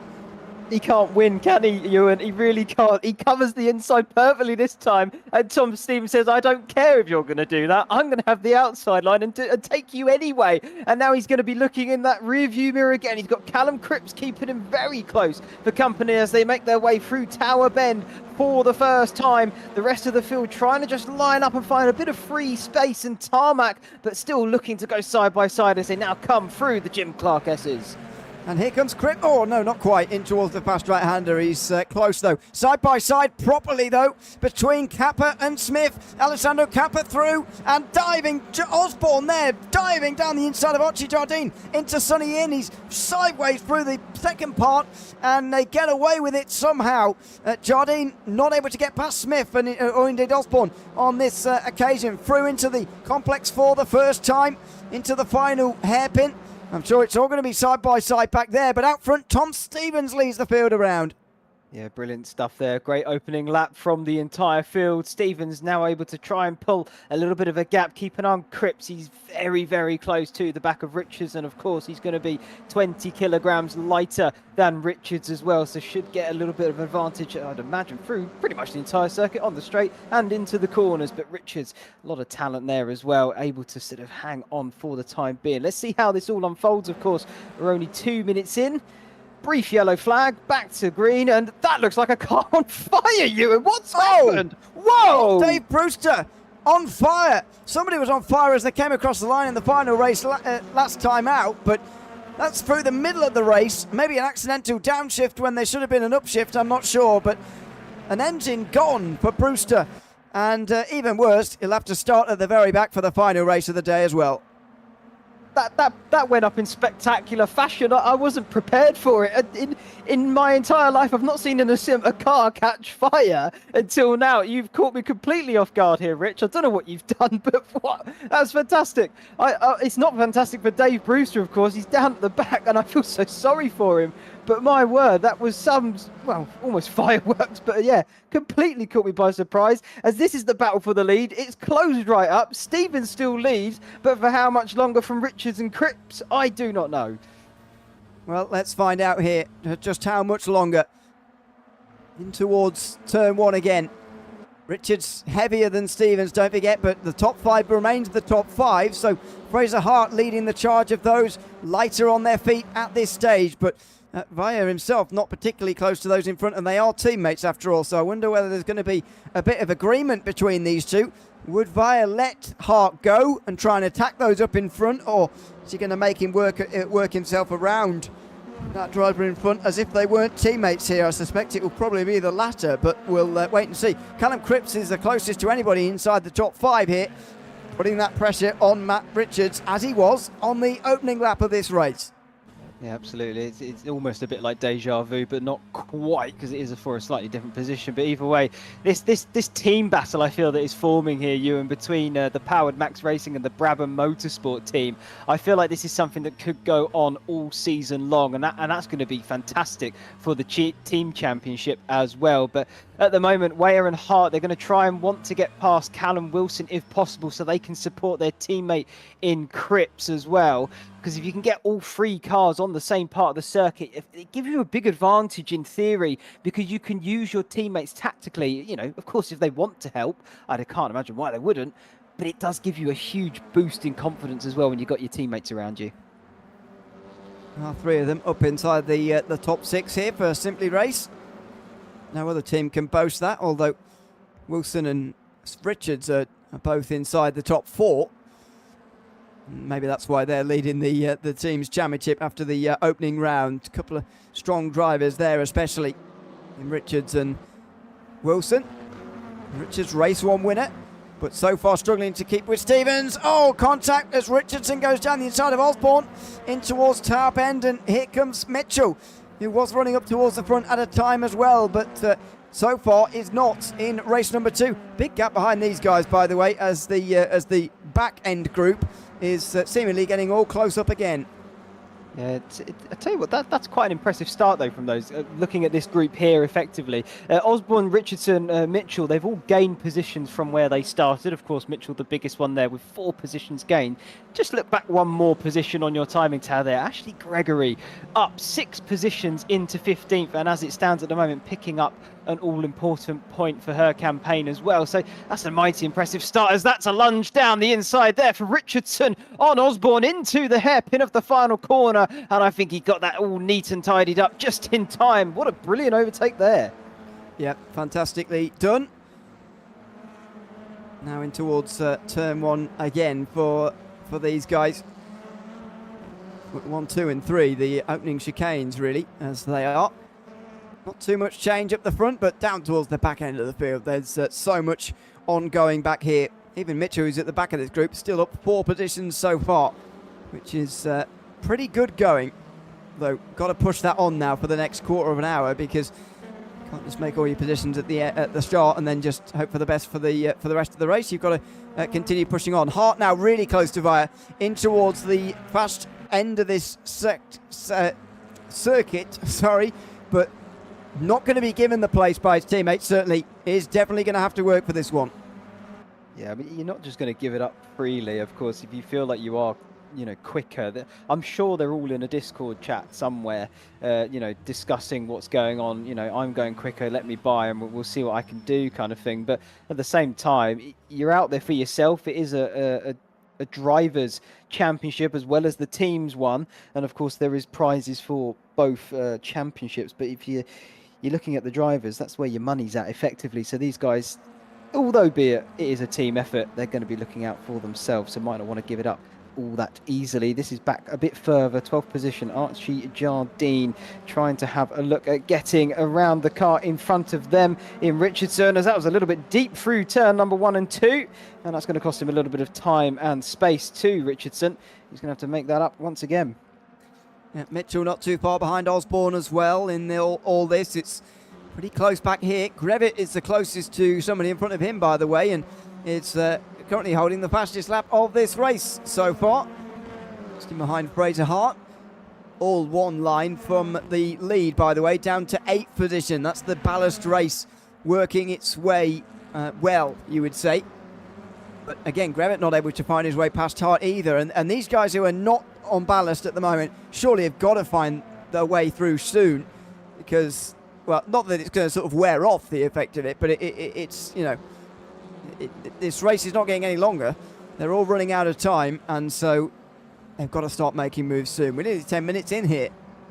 It's running out of time. It's also the fuel burning off, so the cars in front will naturally get lighter. So yeah, they've got the ballast to slow them down, but as the car does get lighter, they'll also find that performance as well. So it's a bit of a null and void effect on that side of things, but equally, you still got to think about tyre wear. I would imagine the most of the field, if not the entire field, is on the softest compound, because typically you can get it to the end of these sort of sprint format races, and it still has enough grip and rubber to give you maximum performance. But, you know, if you're not making the inroads now, when are you going to do it? Like you said, Ewan, time is not infinite. It will run out. It definitely will. On board here with Mitchell again. In towards Tower Bend. Outside line, but not able to replicate some of the heroics of Stevens in the opening race of the day. Ran the outside through Tower, getting through by the time of the S's, and have a look back here. It's all happening further down the back end of the field for about 18th position. Between Sarema, Williams, Benton, Fides, Rolf, Messina a little bit further behind this, but these are where the battles are, and unfortunately, no points available for them. So if only there was a little bit more on the line for them. I mean, it's a shame, but I mean, of course, it's still going to be pride at the end of the day. Maybe a little bit of an ego boost or confidence boost is the better word for it. But either way, you can still, I was going to say, put on a brilliant performance, and then it all goes wrong as into the grass they go. And we'll jump back to the front then while they clean things up. I'm just trying to work out who this is. Here we're on board with now, I think, if I'm not mistaken. I want to say that was Wilson, but I think I might have been wrong. Well, these are the guys up front, where Wilson and the rest of them are. Still no inroads really being made, and this is more of a race than what I was fearing a little bit from this circuit. Race 1 didn't really materialise, but race 2, it's been difficult to overtake. Who's going to be the aggressor? Who's going to be the one looking to move forward over the rest? Cripps close to Richards again, but at the moment, this is just not close enough. He needs to be closer. He needs to be working his way past here, otherwise Wilson's going to do it for him. Well, he's got to keep an eye on Wilson, really, because, yeah, he wants to get past Richards, but Wilson looming large in his mirrors, so he has to sort of attack and defend all at once. Speaking of attacking, though, this is Richardson, their teammate, trying to get past Alan Smith into the complex. Around the outside he goes. He's going to get the advantage. Swing back in his favour now for the hairpin down the inside. Little door nudge just for good measure. And that is a nice, clean, simple overtake there for Jordan Richardson. Up 6th position from his starting blocks. Very good race indeed for him so far. Yeah, very nicely done. Now, Richards under pressure. We're just over halfway through this race, and this is big pressure now for Richards. Heaviest car of them all. Cripps 20 kilos lighter, and he's looking to the outside. He wants to switch to the inside, but he's seen that trick before as Richards, and Cripps is not going to be allowed to do it. He'll turn underneath. He'll use the nose to just try and get alongside the other way now towards Tower Bend and towards the S's. Oh, he's not going to manage it just about. That's absolutely nose to tail into the Jim Cock S's here, and will he go for it maybe into these fast right handers towards the end? No. Sonny in maybe. He's close enough, but no again. Richards defends stoutly this time. It's allowing Stevens to get away with the raced lead, and he looks like he's got the speed to keep that, but can Richards keep second? Can Cripps get into second position here? Oh, he looks to get to the inside, into the complex. Oh, and he's made contact. Richards has to slide to save it, and his teammates here as well. Wilson on the outside through the right-hander. The teammates working together could really be a good move for them here. Richards tries to help his teammate any way that he can. Cripps squeezes Wilson as much as he can, and in behind him, he's got his teammates, Via and Hart, who are watching on. Cripps holds on just about, but it's not over. Wilson again trying to take some pressure away from Richard. He does so successfully, but he doesn't get third place. Oh, but you say help him. I thought he almost collected his teammate as they made their way into the hairpin. Both drivers just trying to fight for the inside line into it, and it almost came a cropper with Richards out front. But luckily, everyone all unscathed and unhurt, and we race on forward as they're still really compact here. As you just go a few positions further down, I believe this is going to be Chris Gravett trying to defend from Alan Axon behind.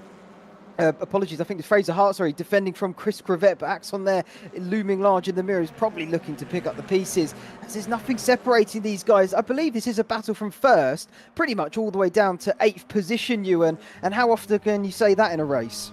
Yeah, it is, although Stevens has started to edge away now because of the fighting. It is all the way down to 8th place, where they're all involved here, including fastest lap setter, Grevitt, who's still stuck here behind Fraser Hart.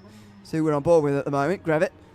In towards the final turn, will there be a dive here? He's close enough to think about it, but not to actually do it. Cripps likewise on Matt Richards, who's holding on to second well here, but you get the feeling the floodgates could open if he lets one through, and that's why he's defending so hard. I mean, if he lets one through, he's out of position, you know, and then of course, when you're out of position, you lose momentum, and in doing so, it becomes a bit of a snowball effect that everyone just comes barreling through from behind as you go tumbling down the order. But I mean, he is defending valiantly at present. I mean, this is a real impressive drive from Matt Richards. Of course, if Stevens keeps the pace up and this goes on, I think Stevens has got it, but this is going to be Cripps' chance. Round the outside, he's got alongside enough that he is going to be deserving of some room as they get to the exit. Richards, though, just about able to get the power down, slam the door shut in Cripps' face, and he's back to square one again. Yeah, and here comes Wilson again. It's the problem with being sandwiched by teammates. If you get it wrong, then their mate will be right there to back you up. And again, like you mentioned earlier, it's giving Richards the confidence to defend with at this stage in the race. Out of Sunny out they go again. Will Cripps be aggressive into here again? No, he's learnt his lesson from there. There was contact, and Richards would have probably felt aggrieved had he lost a position, and maybe more because of that. He's feeling the need to go defensive into the final turn, though, and that's probably a sign that Cripps is getting closer to a move. Yeah, I think that's typically a telltale that something is going to happen very shortly. I mean, the fact that he is backing this group up massively is if that isn't a tell already, then I don't know what is, as this is their teammate in Jordan Richardson, a bit further back down the order, and he's behind Alessandro Cappa, looking to try and take that 9th position away. Cappa not defending, but I don't think he needs to too much there through turn number 1. It's more about through Hawthorne Bend here of turn number 3, but equally your best chance is still going to be at the end of the short straight in Tower Bend, and Cappa is probably going to have to go defensive there. Oh, Cripps again cutting across the nose of Wilson, but he's alongside Richards this time. He's going to compromise him at least into the Jim Clark S's, maybe even get past him here. Is he still alongside? So close! Fast, high speed, right-hander, and they just about get away with it here. Richards again holds on, and Cripps still can't find his way past. It's getting even closer with those in behind too, and that is only increasing the pressure here on Matt Richards. Super close moment between the two of them there through the fast right-hander that they very nearly absolutely flew off the road together there. But again, great racing between the two, and again, Cripps can't find his way past. No, still can't. I mean, they're on the limit, all of them here at this point. They're trying to find anything to make a move, and Cripps looking left, right. You can see it.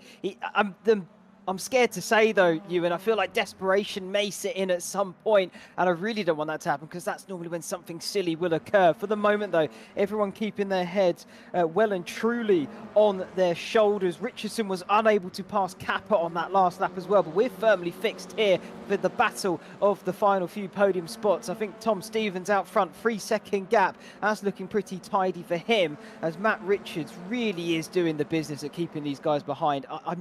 I don't know how much he can keep this up for, though. No, I'm not sure.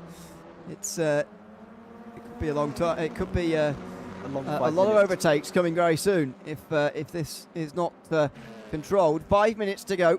And to be fair, the amount of minutes left in the race could help Richards here. If he loses a position, then maybe there's less time for the others to come straight through. And again, the fact he's got a teammate in there helping is a factor as well here. Still the top 5 from the previous race are the top 5, not in the same order, but those on no ballast just haven't been able to infiltrate this at all. No, it's quite surprising, actually, but then I think maybe the circuit lends itself to the fact that it is hard to overtake. It's a very quick circuit. Of course, there is the few hairpins, but once you're out of it, a lot of the corners are quite fast and furious, and there's long straights in between them, so the ballast is not going to hamper them all that much because the corners are not as sort of mid to high speed as such. So I think, if anything, the ballast users, or the ones that have received it for this race, it's not the worst race to have ballast put on your car, if I'm being honest, because the types of corners that are around it, they're not going to hamper you all that much. Oh, Cripps off as he was trying to push Richards. There he's off. And this is the chance for Callum Wilson to punish him. In towards Tower Bend. Cripps is not going to let him do it. Oh, and Wilson didn't even bother switching to the other side. That is surprising. He doesn't want to let Via get through, I suppose, if it's a failed overtake. But there's a flash of the lights, and Wilson, not sure what that's supposed to be, whether he's complaining or arguing that he was blocked. I'm not sure he was. I think Callum Cripps just defended the inside, and Wilson didn't even change his line. Well, he made the mistake, didn't he, Cripps? And, you know, it was a safe rejoin. He did nothing wrong in the rules of racing, if you ask me, in my opinion. And I think Wilson might just be a bit peeved the fact that he maybe couldn't get alongside him the way he wanted. But I do not know, Ewan, why he didn't try and switch to the opposite side of the circuit, look to carry the speed and potentially go round the outside of Cripps. We've seen the move being done. We know it's possible. So I don't know why he didn't try it. I'm not sure either, really. It hasn't really alleviated the pressure on Richards, although it probably wouldn't have done anyway. 3 minutes to go. That's probably 3 laps to go here. And probably just enough time for Cripps to catch up and give it one last go. But the way Richards has defended so far, I would imagine he'll be just fine in holding on for this one last attack. Well, I think that's probably all they're going to get if they, well, they've got to catch back up to him first. The gap's 7/10. It doesn't sound like a lot, and it's not, but it is not close enough to mount a dive bomb or, you know, a move under braking. So Cripps has got to do a little bit of work before he can even think about getting the move even attempted. But yeah, I think you're right, Ewan. It's 2 minutes left now, just over the 2 minute mark.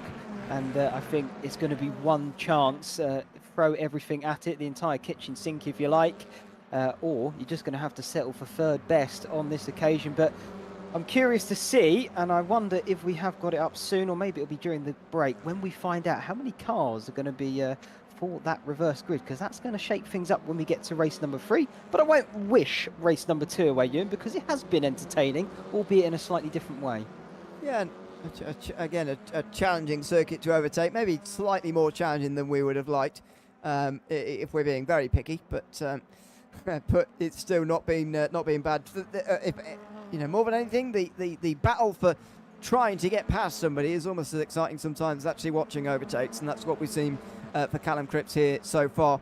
20 kilograms lighter than Matt Richards, who's looking to hold on to good championship points here, and he still would be as well, because those who were in front of him heading into this round, Callum Wilson and Fraser Hart, are both behind, and Luke Mitchell's obviously been a long way down as far as tonight is concerned anyway, so he'll be out the picture as far as total points are concerned for now.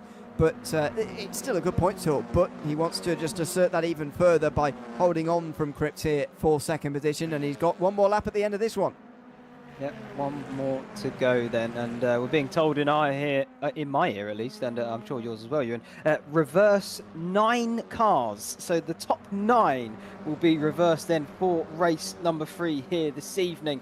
So that takes us all the way down to Alessandro Cappa. And what makes that quite interesting is that's, I believe, Fraser Hart or Cedar Way are getting a little bit wide there. Alessandro Cappa, sorry, has been battling with Jordan Richards, I believe, for like the past 5 or 6 laps, and that position now becomes very important. It will do.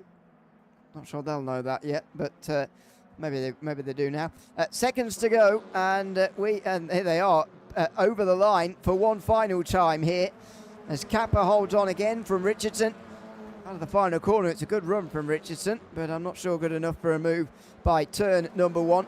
It's last chance for everybody here. Cripps as close as he's been for some time, and maybe he will give it one last go. Richards has actually been catching up to Tom Stevens here, who's controlled this race rather nicely out front. He certainly has done. I mean, Tom Stevens hasn't put a foot wrong in race number 2. He got the lead.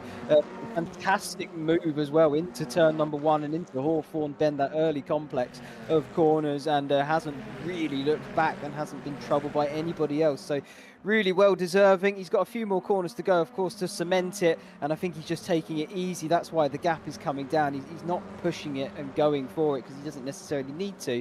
I say that though, it's just over a second. I hope he hasn't run out of fuel or anything such as that, because what a shame that would be, but I'm sure he'll bring it to the line. He's really slowing towards the end here. Less than a second is the gap as Richards defends from Cripps, who can't again get to the inside. Has Stevens got enough to get out the final corner to the line for the win? He just about has.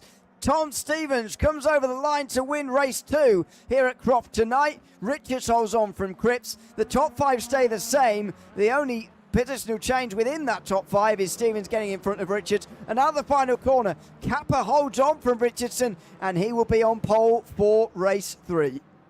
Wonder if he knows that yet, like you said, because it's just switched around. Where's he we'll going? get confirmation. I don't know. We'll figure it out in a minute. Either way, whether they know it or not yet, someone's got that 9th position in the reverse grid pole. There's more cars coming across the line. If this timing tower is correct, Simon Trebek, 11th position, and he's gained 15 positions through that entire race. What a drive there from the Unlimited Esports driver. That is absolutely sensational. It certainly is. From the very back of the field, that would be, to 11th. Where is Kappa going? He's still dropping down the field. 18th now. He stops at finally. Not a clue what's going on there, but hopefully that's not actually how the results are going to turn out in a moment, but it might be. In which case, all of that hard work defending from Richardson would be undone. But you get the feeling that with 5 containing ballast, and obviously the 9 still reversed anyway, it's not, first given 50 kilos on the starting position. It's the previous race results. So the top 4 probably, I would say, are going to be big contenders for a big race win at the end here tonight. But let's have a look at the race results from race 2 here tonight at Croft. And it's Tom Stevens who controls that race. The gap at the line is going to mislead us a little bit as far as history is concerned, because it was not a very big gap, although he controlled that race very well. Matt Richards defended all the way through once again, finished second in front of Callum Cripps, Callum Wilson, Cedar Vire, Fraser Hart, Chris Crevitt and Alan Axon, all involved in that group. Jordan Richardson is given 9th in the results, and so will be on pole for race 3. As I said, 4 without ballast. They're going to be on the front 2 rows together. I think those 4 are the big favourites heading into the final race of the day. Certainly looks that way. I'm just looking in the chat itself here on YouTube. If you're watching along, we're being told Tom had no tread on his front left tyre as he came over the line. So that could be a possible cause there of why he was going oh so slow around that final journey of the circuit. But either way, he did have a nice enough gap that he was able to cross still in first position. But I mean, if he had no % over his front left tyre, Ewan, to me that's sort of puncture territory. I mean, I don't know enough about R Factor 2 and the tyre models and how that is generated, but clearly their pace just drops off an absolute cliff when it hits 0. Well, I suppose that's why it was going so slowly towards the end there. I don't think it does puncture like a conventional tyre or a real-life tyre would do, but I think it does obviously have a big effect. Clearly was having a big effect towards the end there as well. But he'll start from 9th now for the final race with a lot of weight on board. And this is the race where it kind of went wrong for Matt Richards last week. This is where those who've had good days so far, like Richards, but also Stevens and Cripps and Wilson and Vire as well, because they've all been in the top 5 both times. This is the race where things could be, really bad for them in a sense of they could undo a lot of tonight's work by having a very bad race free and scoring no points. They've all got to hang on here, and they've all got to score well from the final race of the day. Otherwise, it's going to leave a sour taste in their mouth, despite those 2 top 5s at the top of the day. I mean, it's hard to tell what they're thinking. Of course, everyone wants to move to the front of the field, and I'm no exception. But in my mind at this point, in theory, those first 2 races, you've done the hard work. You've got the maximum amount of points you've able to achieve so far. And when they do this reverse grid, you have got a lot of cars in front of you, and you've got that ballast that slows you down further if you're in that top 5. At this point, you kind of got to play it safe, I'd say, for race number 3 and just pick up what you can. If that is only 7th, that is only 7th. What you don't want to happen is, like we saw last time out with Matt Richards, and have an absolute stinker of a race 3. Sorry to keep mentioning it to him. I'm sure he wants to forget it as well. But it's obviously shown and reflected in the standings in that he is not top when clearly he probably should be. And so Yeah, we've got the drop races, but there is only 3 of them. And of course, not every race can be absolutely perfect. What you want to do is play the percentage game and minimise your losses. Absolutely. Especially around here where a mistake and a crash and an incident is not going to be too far away. But thankfully in race 1 and 2, they have been relatively far away for us. Only really saw that spin, was it the last lap or the penultimate one of race 1, where we caught a spin through the first few corners of the racetrack. And other than that, it's been very, very clean as far as side-by-side racing is concerned. A couple of moments where there's been contact as moves have attempted to be made, but these are touring cars after all, and you can lean on each other. And of course, you can save a slide more easily in these than you can normally. Yeah, I think that also helps that they're front-wheel drive. So you just put your foot to the floor and let the front wheels do the work. Normally corrects any sort of rear end stepping out on you in that sort of fashion. But I mean, I don't know about you, Ewan, if you've given it a go with these sort of beasts, shall we say, with the front wheel drive, but they are quite tricky to get around a circuit, especially in a fast manner. I mean, earlier on when I was doing it, I think the best I could manage was a 1:23. And then when I look at the lap times that they're setting here in race trim as well, they're able to get into the 1:20s, almost the 1:19s. I mean, that's some...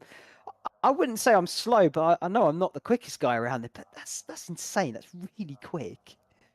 Yeah, well, a lot of practice for these guys, and no, I haven't, by the way, tried these cars myself. I'm terrible with front-wheel drive cars, even more than with rear-wheel drive, if you can believe it. I just can't really get my head around how they work, but that's just how it is, I suppose. Jordan Richardson takes his position on the front of the grid and leads them away then, ready for the final race of the day. Top 9 all reversed, heading into the final race of the day. Would you agree, by the way, that this is effectively a front 4 battling over the win here, or is it going to be some of the others coming in from behind? Obviously, Devire's only got 10 kilos on board, for example. He's only starting in 5th position. How many do you think will truly be involved in the battle for the race win here? I mean, it's a great question. I mean, Jordan Richardson, we know he's got pace. I think he just sort of fell out of the order a little bit through race 1, which is why race 2 was a bit of a slower start for him. So I'd actually expect Jordan to really stay at the front. I mean, it's going to be a case of what can Alan Axon, Chris Crevette and Fraser Hart do that, you know, they've shown they've got pace. We know everyone here has got pace. But clearly it's been a little bit trickier for those guys to work their way up through the field, even with the guys having ballast in the car around them. I would say keep an eye on Cedar Weyer again. He's only got 10 kilograms added onto that car. We definitely know he has got the pace under him and can certainly make some moves when he wants to and has the opportunity to. So I'd say it's really hard to tell here, Ewan, because I would have said Matt Richards with 50 kilograms added on board would have struggled, but clearly he didn't. And it's almost worrying that he didn't. But let's see. It's going to be interesting. Yep, it certainly will be. As the drivers are brought through these final corners now, ready for the final race of the day. Another formation lap brings with it the final race here from Croft tonight in the Pro Touring Esports Championship. 2nd round. No angling, I don't think, between the 2 leaders, or is there? Well, there's a little bit there, isn't there, from Richardson. He just wants to be hyper aware of where Axon is at the way down towards turn number 1. Turns his headlights on for no reason really for getting this race underway. Here we go then. The final race of the day from Croft. The top 9 reversed. And we are underway. Very good launch from Richardson this time, at least initially here. Axon's going backwards, I think, as Grevitt gets alongside the leader for the first time. Going to be able to keep their lead in towards turn number 1. Grevitt on the inside of Axon, who slides in towards turn 1. Big slide, and he's going to get away with it somehow. Moves into 2nd, but what an early lead this is for Richardson. A golden chance to win, because Grevitt is down the inside. Oh, and he's bobbled over the curbs, and he's off.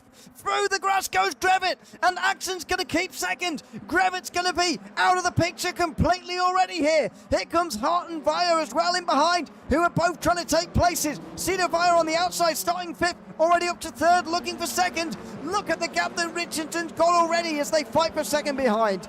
Yeah, that's absolutely insane there for Richards. He'll be looking to try and hang on to that for the entire... Big pile up further back. Who has got caught up in all of that? I think Luke Mitchell, a few further more. Todd Stevens also being collected in that. He's dropping way down the order, and that is going to be a terrible day for that team there in the final race here of this evening. Yeah, Stevens and Mitchell, especially Stevens, have been having a very good race. But again, this is where it can all fall apart. Your evening can fall apart right at the very end. And it looks like it has done here.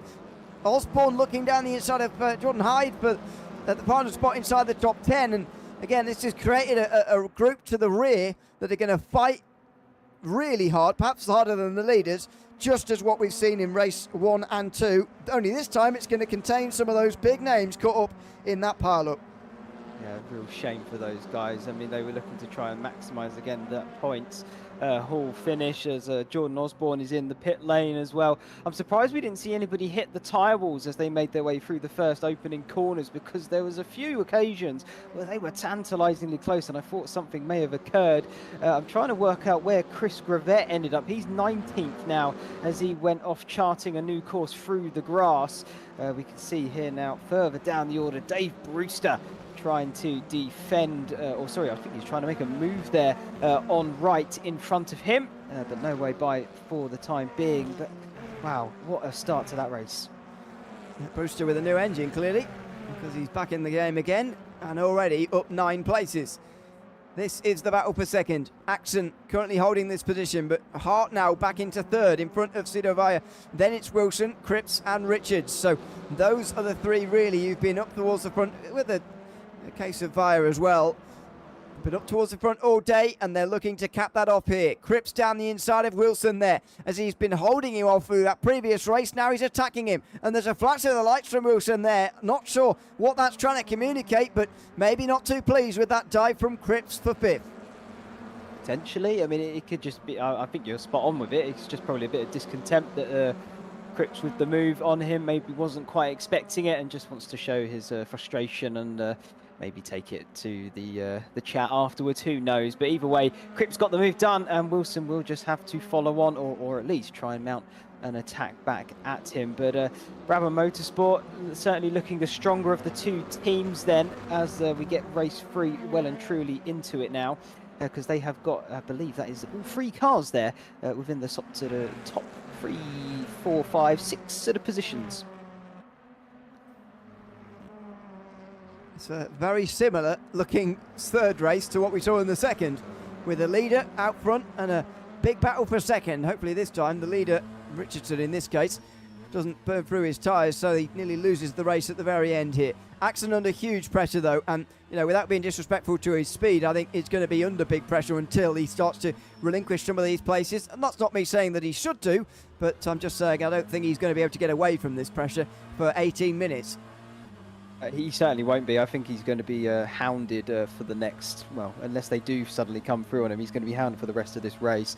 The one thing I will give in his favour, I have seen this man defend a position at the Brands Hatch Grand Prix for the entirety of 20 minutes and did not make one single mistake. So if anyone can do it, Alan Axon is certainly a contender for that, because he really does know where to position the car, how to defend it well, and of course just able to do it lap after lap after lap. So I wouldn't bet against him already, Ewan, or maybe have a bit of doubt in your mind, because Alan Axon, he really is a contender.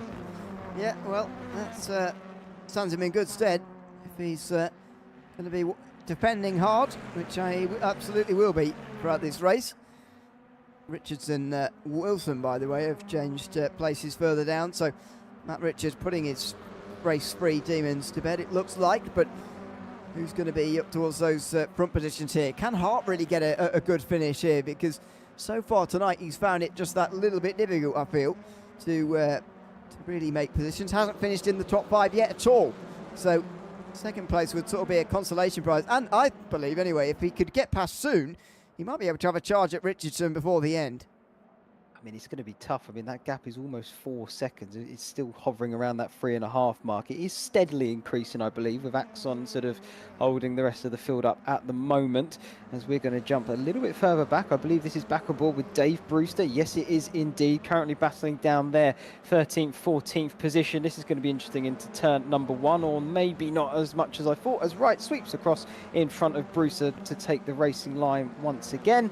And they got that all neat and tidied up. But jumping back forward, Alan Axon still defending hard. Fraser Hart having to have a little look in his rearview mirrors now as well. Yep, Sinovaya right behind.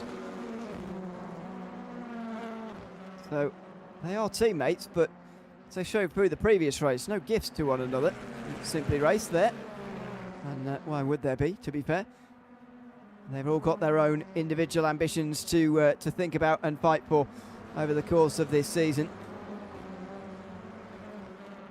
Let's see how they get on for the remainder here. Side by side, nearly between the final couple of corners, and can't quite get past. In can Via. And you've got Cripps, but as they stack up, there's the more chances to look down the inside. Not this time from Richards. They're definitely closer to one another. Yeah, they certainly are. I mean, there's nothing separating this little pack here at all, is there? The gap's still opening up more and more. I believe that was about a second almost gained there in one lap for Jordan Richardson over Alan Axon. So if you were saying that if Fraser Hart wants to have a look at this win, he needs to get that move done within the next lap. Otherwise, I fear that win may just be darting off down the road without a hope to even try and bring it back into his clutches. But like I said, Alan Axon defending hard, defending well still, and he has the pace and speed when he needs it, and that's the crucial key thing for him here. He's able to just open up a little bit of a gap so that they can't get alongside him, make that lunge and that send, and that's just what's keeping them behind at the moment. Yeah, I think we're definitely getting to that stage now where the race leader's uncatchable and is too far out in front of the rest, but maybe I'm too early on that, and Hart can make a charge, but it's got to happen very soon, really soon, if he's going to do this. And at the moment, there's just no signs of it. Alan Axon is defending well, but not really having to do anything out of the ordinary to keep Hart behind. And it's making me wonder back to why and how we saw what we did in race 1, because since then it's been pretty difficult.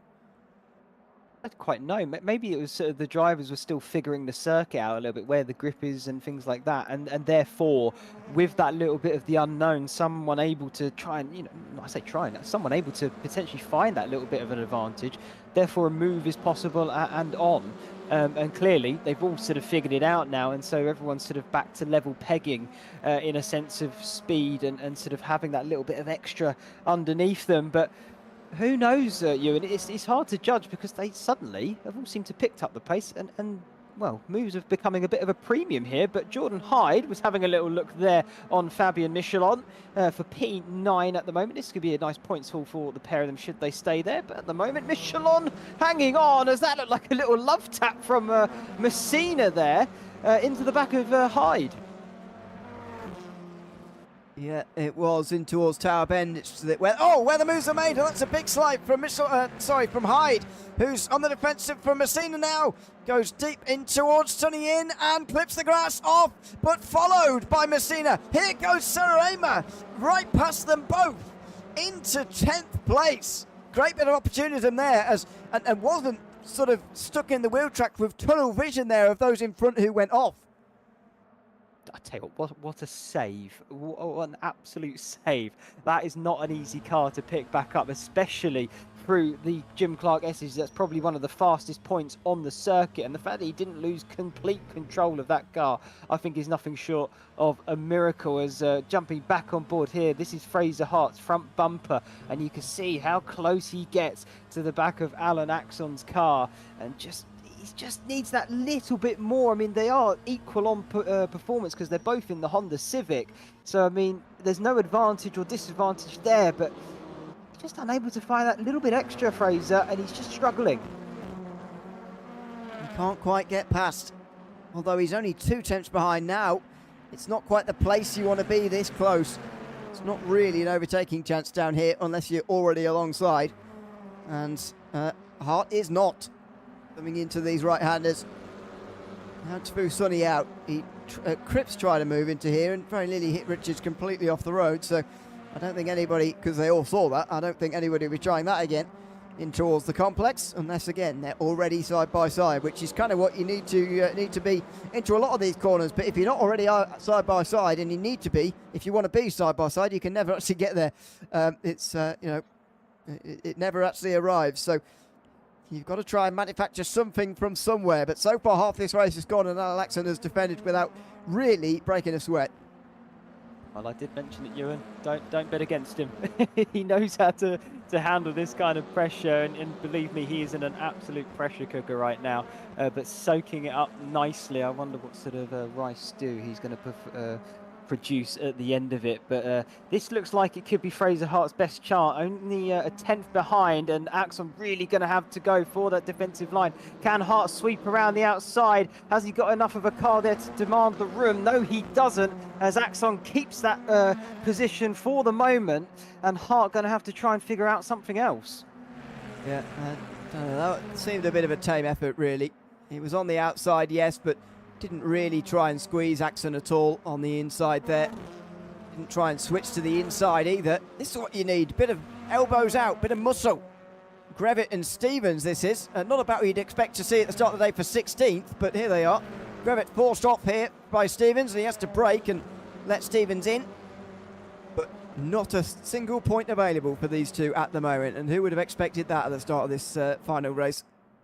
I mean, for the pair, I mean, I certainly wouldn't have predicted them down there based off their pace and performance so far. So, real big shock. But that, I mean, that's what a lap one sort of incident can produce when this sort of thing happens. And then you can see there the sort of middle of your timing tower, how many positions have been gained by some of those drivers. Jardine 11, Sarima also 11 positions. Brewster the same again.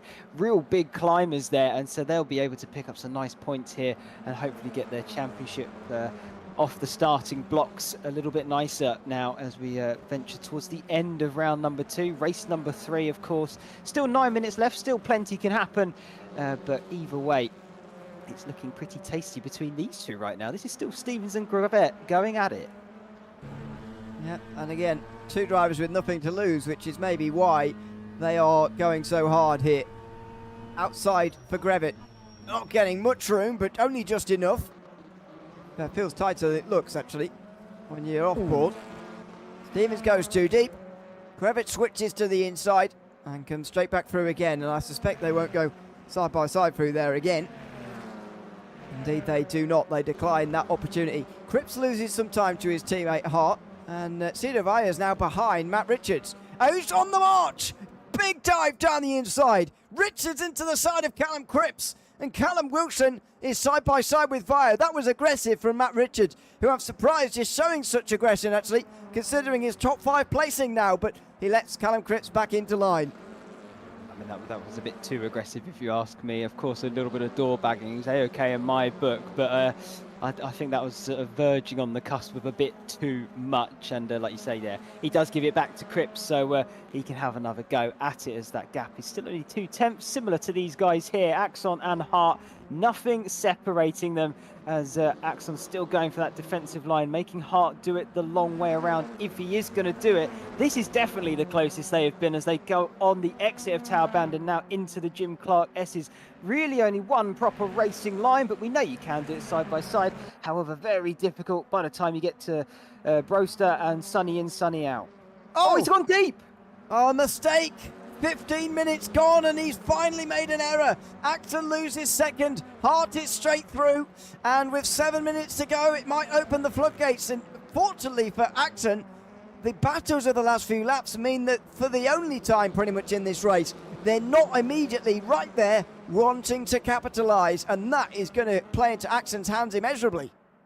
It just means you can pick up the pieces and start defending all over again. So hopefully you can try and hang on to a podium at least at this point. But I would imagine just watch the gap open up between him and Fraser Hart now. He really has been released. Let's just hope he saved enough tyre tread to keep that pressure on Richardson as they go into the few closing stages now. of this race. Not long left, but the gap really didn't open up for Richardson all that much after he got to the 4-second mark. So maybe this is still Hart's to come back and have a chance at. Yeah, I think there's not enough time left, but maybe I am going to be proved wrong here.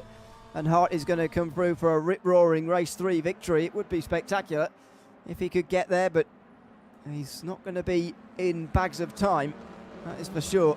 Battle for ninth, still interesting here. We saw Serema take 2 places after the mistakes of Brewster and Messina earlier on, and is still running inside the top 10 here as these guys fight over the final points of the day.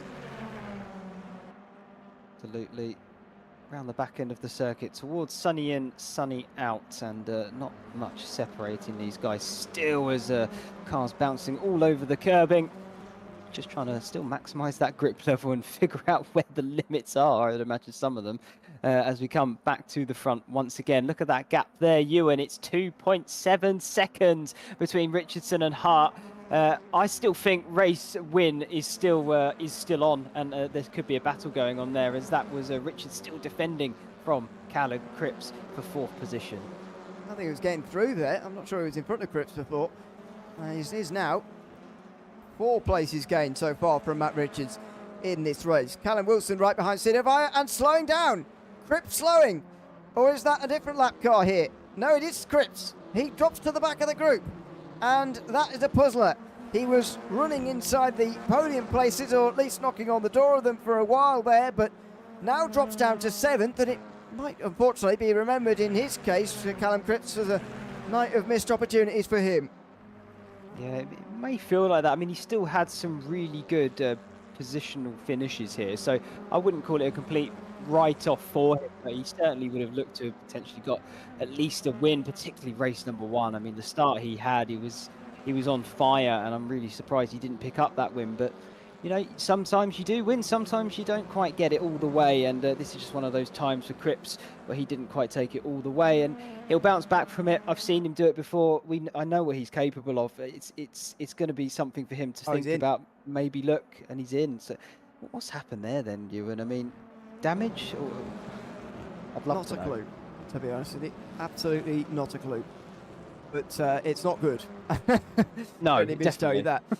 But Cripps, unfortunately, again, seeing his night's work really undone here. Like the same for Stevens and Grevitt in a way as well, although Grevitt is making positions. Cripps looks like it was only a drive-through. He's not going to rejoin right on the racing line there. He'll have to drive down the outside for a while, but he's going to be battling over the scraps in the final 4 minutes after that drive-through penalty. I guess track limits is probably my best guess for that one. I mean, that's the only thing I can think of, unless he really has clattered the side of one of his competitors. But I need to double check it, and maybe we should have done this before you, but sort of what the limit is in terms of track limit violations, because they do get a certain number. If you're familiar with iRacing, you get a certain number of X's. Well, R Factor 2 have a similar sort of system with, I think you get up to, I don't know, I want to say the number 10, and it will give you 0.4 as you maybe make an off-track violation, and it will accumulate over time till you get a penalty. So clearly he's done too much, and Cripps serving that drive-through penalty now.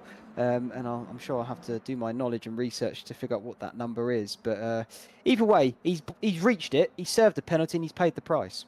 Yeah, I like the RFAC system over everything else, I must say. I think it works quite nicely. Hart has indeed caught up in time. So 3 laps to go, and he has got 3 laps to try and pass Richardson here. I thought he'd run out of time. You said he's still got a chance, and indeed he did, and has. In the final 3 laps. He doesn't need to rush this. There's a lot of a gap behind here, but Richardson already forced on the defensive, and that's brilliant news when you're the trailing car here and you don't really feel like you're putting the driver in front under pressure, and you don't feel like you're close enough yet, but you know that you're in their head just a little bit because they go defensive, I would say a bit needlessly towards Tyre Bend, but it's good news for Hart. He will take some heart from that. Yeah, he certainly will. I mean, Richardson clearly felt it was necessary. Like you say, I don't think it was either, personally. But either way, clearly already in his mind, he's like, well, okay, I need to make sure this guy does not get past me now in these closing minutes. He's going to have a couple of laps to really show what he is made of and see how strong... well, let's see how strong his jaw is after he's taken a few hits from Fraser Hart. and see where this ends up. But Hart, I'd say advantage to him. He's closed that gap, Ewan, and now he is right there ready to pounce. He is, and he's got 2 laps to do it as well. Just a bit tighter towards turn number 1, and he kicks up the gravel there, does Richardson. This has been the big corner. Can you get a run out of turn 3 through the chicane at 4 and 5? If you want to move at Tower Bend, and he is close enough. He's more than close enough. In the end, it's a no-brainer for Richardson to defend, which is the one downside, and then he can squeeze him to the outside. Hart's going to just try and drive round him, though. He breaks late. This contact was there. Richardson holds firm on the inside, and Hart will have to go back to the drawing board. Yeah, he'll have to figure out something else. He's tried that so many times now, and every single time it's not come off for him. I don't know how Tom Stevens managed it in one of the earlier races, but clearly he had some magic there, and Fraser Hart not able to find it thus far. He's going to have to rethink, but this could be a chance. Just stick a wheel in there, go on, and just show him that he means business, because if he does that, you might see Richardson just sort of jump a little bit out of the way from, I guess, being a little bit scared and don't want to get spun around. But Fraser Hart, he's going to have to try a different spot, because that Tower Bend is not working. No, but... oh, turn 1's not exactly a big braking zone. A massive smack to the back of the Astra in front.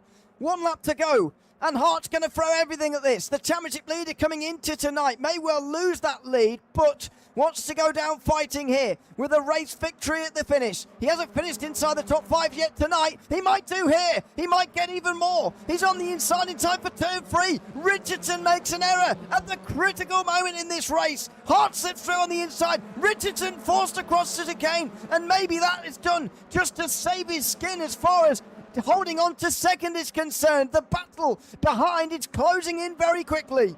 I was going to say, look at Alan Axon. It's now 1 second back, and it's just dropped under that. Richardson may have to slow down just a little bit. Maybe not too sure. The gap is equal from first to third. Only 7/10 separating them now. I think Hart has finally got this one done, though. In towards sunny in, sunny out. The gap opening up slightly. Axon still closing in on Richardson. Keep an eye on that little battle behind. Of course, this man has a few corners left to take the win, but P2 definitely still up for grabs here. I wonder whether we're seeing the same thing what we saw in race 2, where the race leader for such a long time burns through the tyres and is struggling through the final corners of the last lap. Axon is going to be close, and so will Richards. Oh, who doesn't dive down the inside. Fraser Hart, though, is going to take the championship, the race victory. I'm not sure whether he'll keep the championship lead, but it's a full points haul from race 3. He wins here at Croft, and Richardson only just hangs on to second. I really think he was on the very, very last of his tyres there at the end. He was certainly on the verge of it, wasn't he? I mean, it was looking tentative for him. I mean, big props to Alan Axon, picks up P3 and a podium there for his, well, podium for his troubles. Brilliant race from him, as now the rest of the field coming across the line to pick up the final few points. Whoa, there we go. All the way around, spinning it down the start, finish straight. What a way to finish off this race. Absolutely. Hart taking the race lead very late there. And you've got to say, it did stem from a Richardson mistake. I think he'd be very disappointed with that, because yes, you can be beaten by a better driver who battles past you well on the last lap, but unfortunately for Richardson, he almost handed him that inside line, and it is a shame when somebody loses the race lead like that, and you know, they end up looking at themselves. It's not the way you want it to see happen. Let's put it that way. I think it's still entertaining in that, you know, the pressure has got to them. They've made that mistake, and therefore the guys behind him who haven't are able to pick up the pieces, the advantage, and take that position. But it's never normally the way you like to see it done. You want them at their best. You want them to go hard racing to the end and get the moves done that way. Fraser Hart takes the victory here tonight in front of John Richardson right at the very end. Only just hanging on from Alan Axon, Matt Richards, Cedar Vaya and Callum Wilson, all involved in that group. Archie Dardine ended up quite a long way behind in the end. Carla Messina got into the top 10 there. So did Dave Brewster and Jordan Hyde after some troubles for others.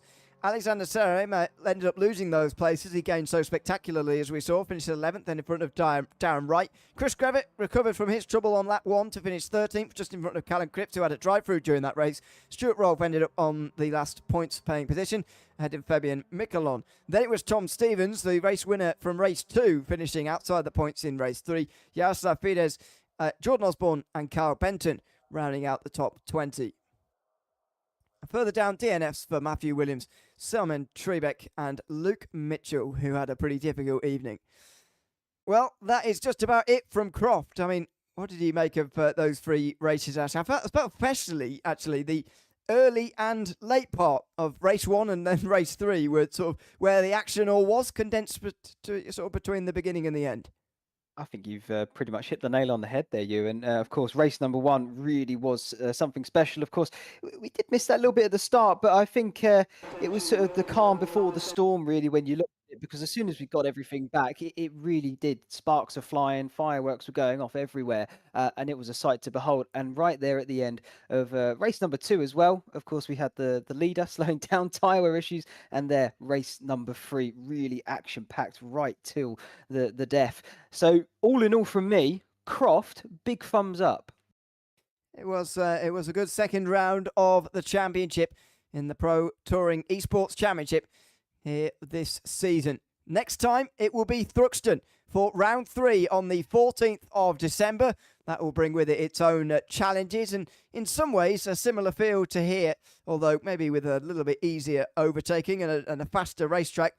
It will it's one of those lesser used ones as far as international motorsport is concerned, but in Britain it is revered, of course, down in the south of England this time. So make sure you join us again. We'll be live same time, same place on this channel for that on the 14th of December. So as I say, hope you will join us for that. Big thanks to everyone who's been tuned in tonight as well. Hope we've kept you company. I've been Ian O'Leary alongside Ashley Denman with Rich Weatherall behind the cameras here tonight. We'll be back in 2 weeks' time for round 3 from Thruxton. But from all of us, for now, it's goodbye.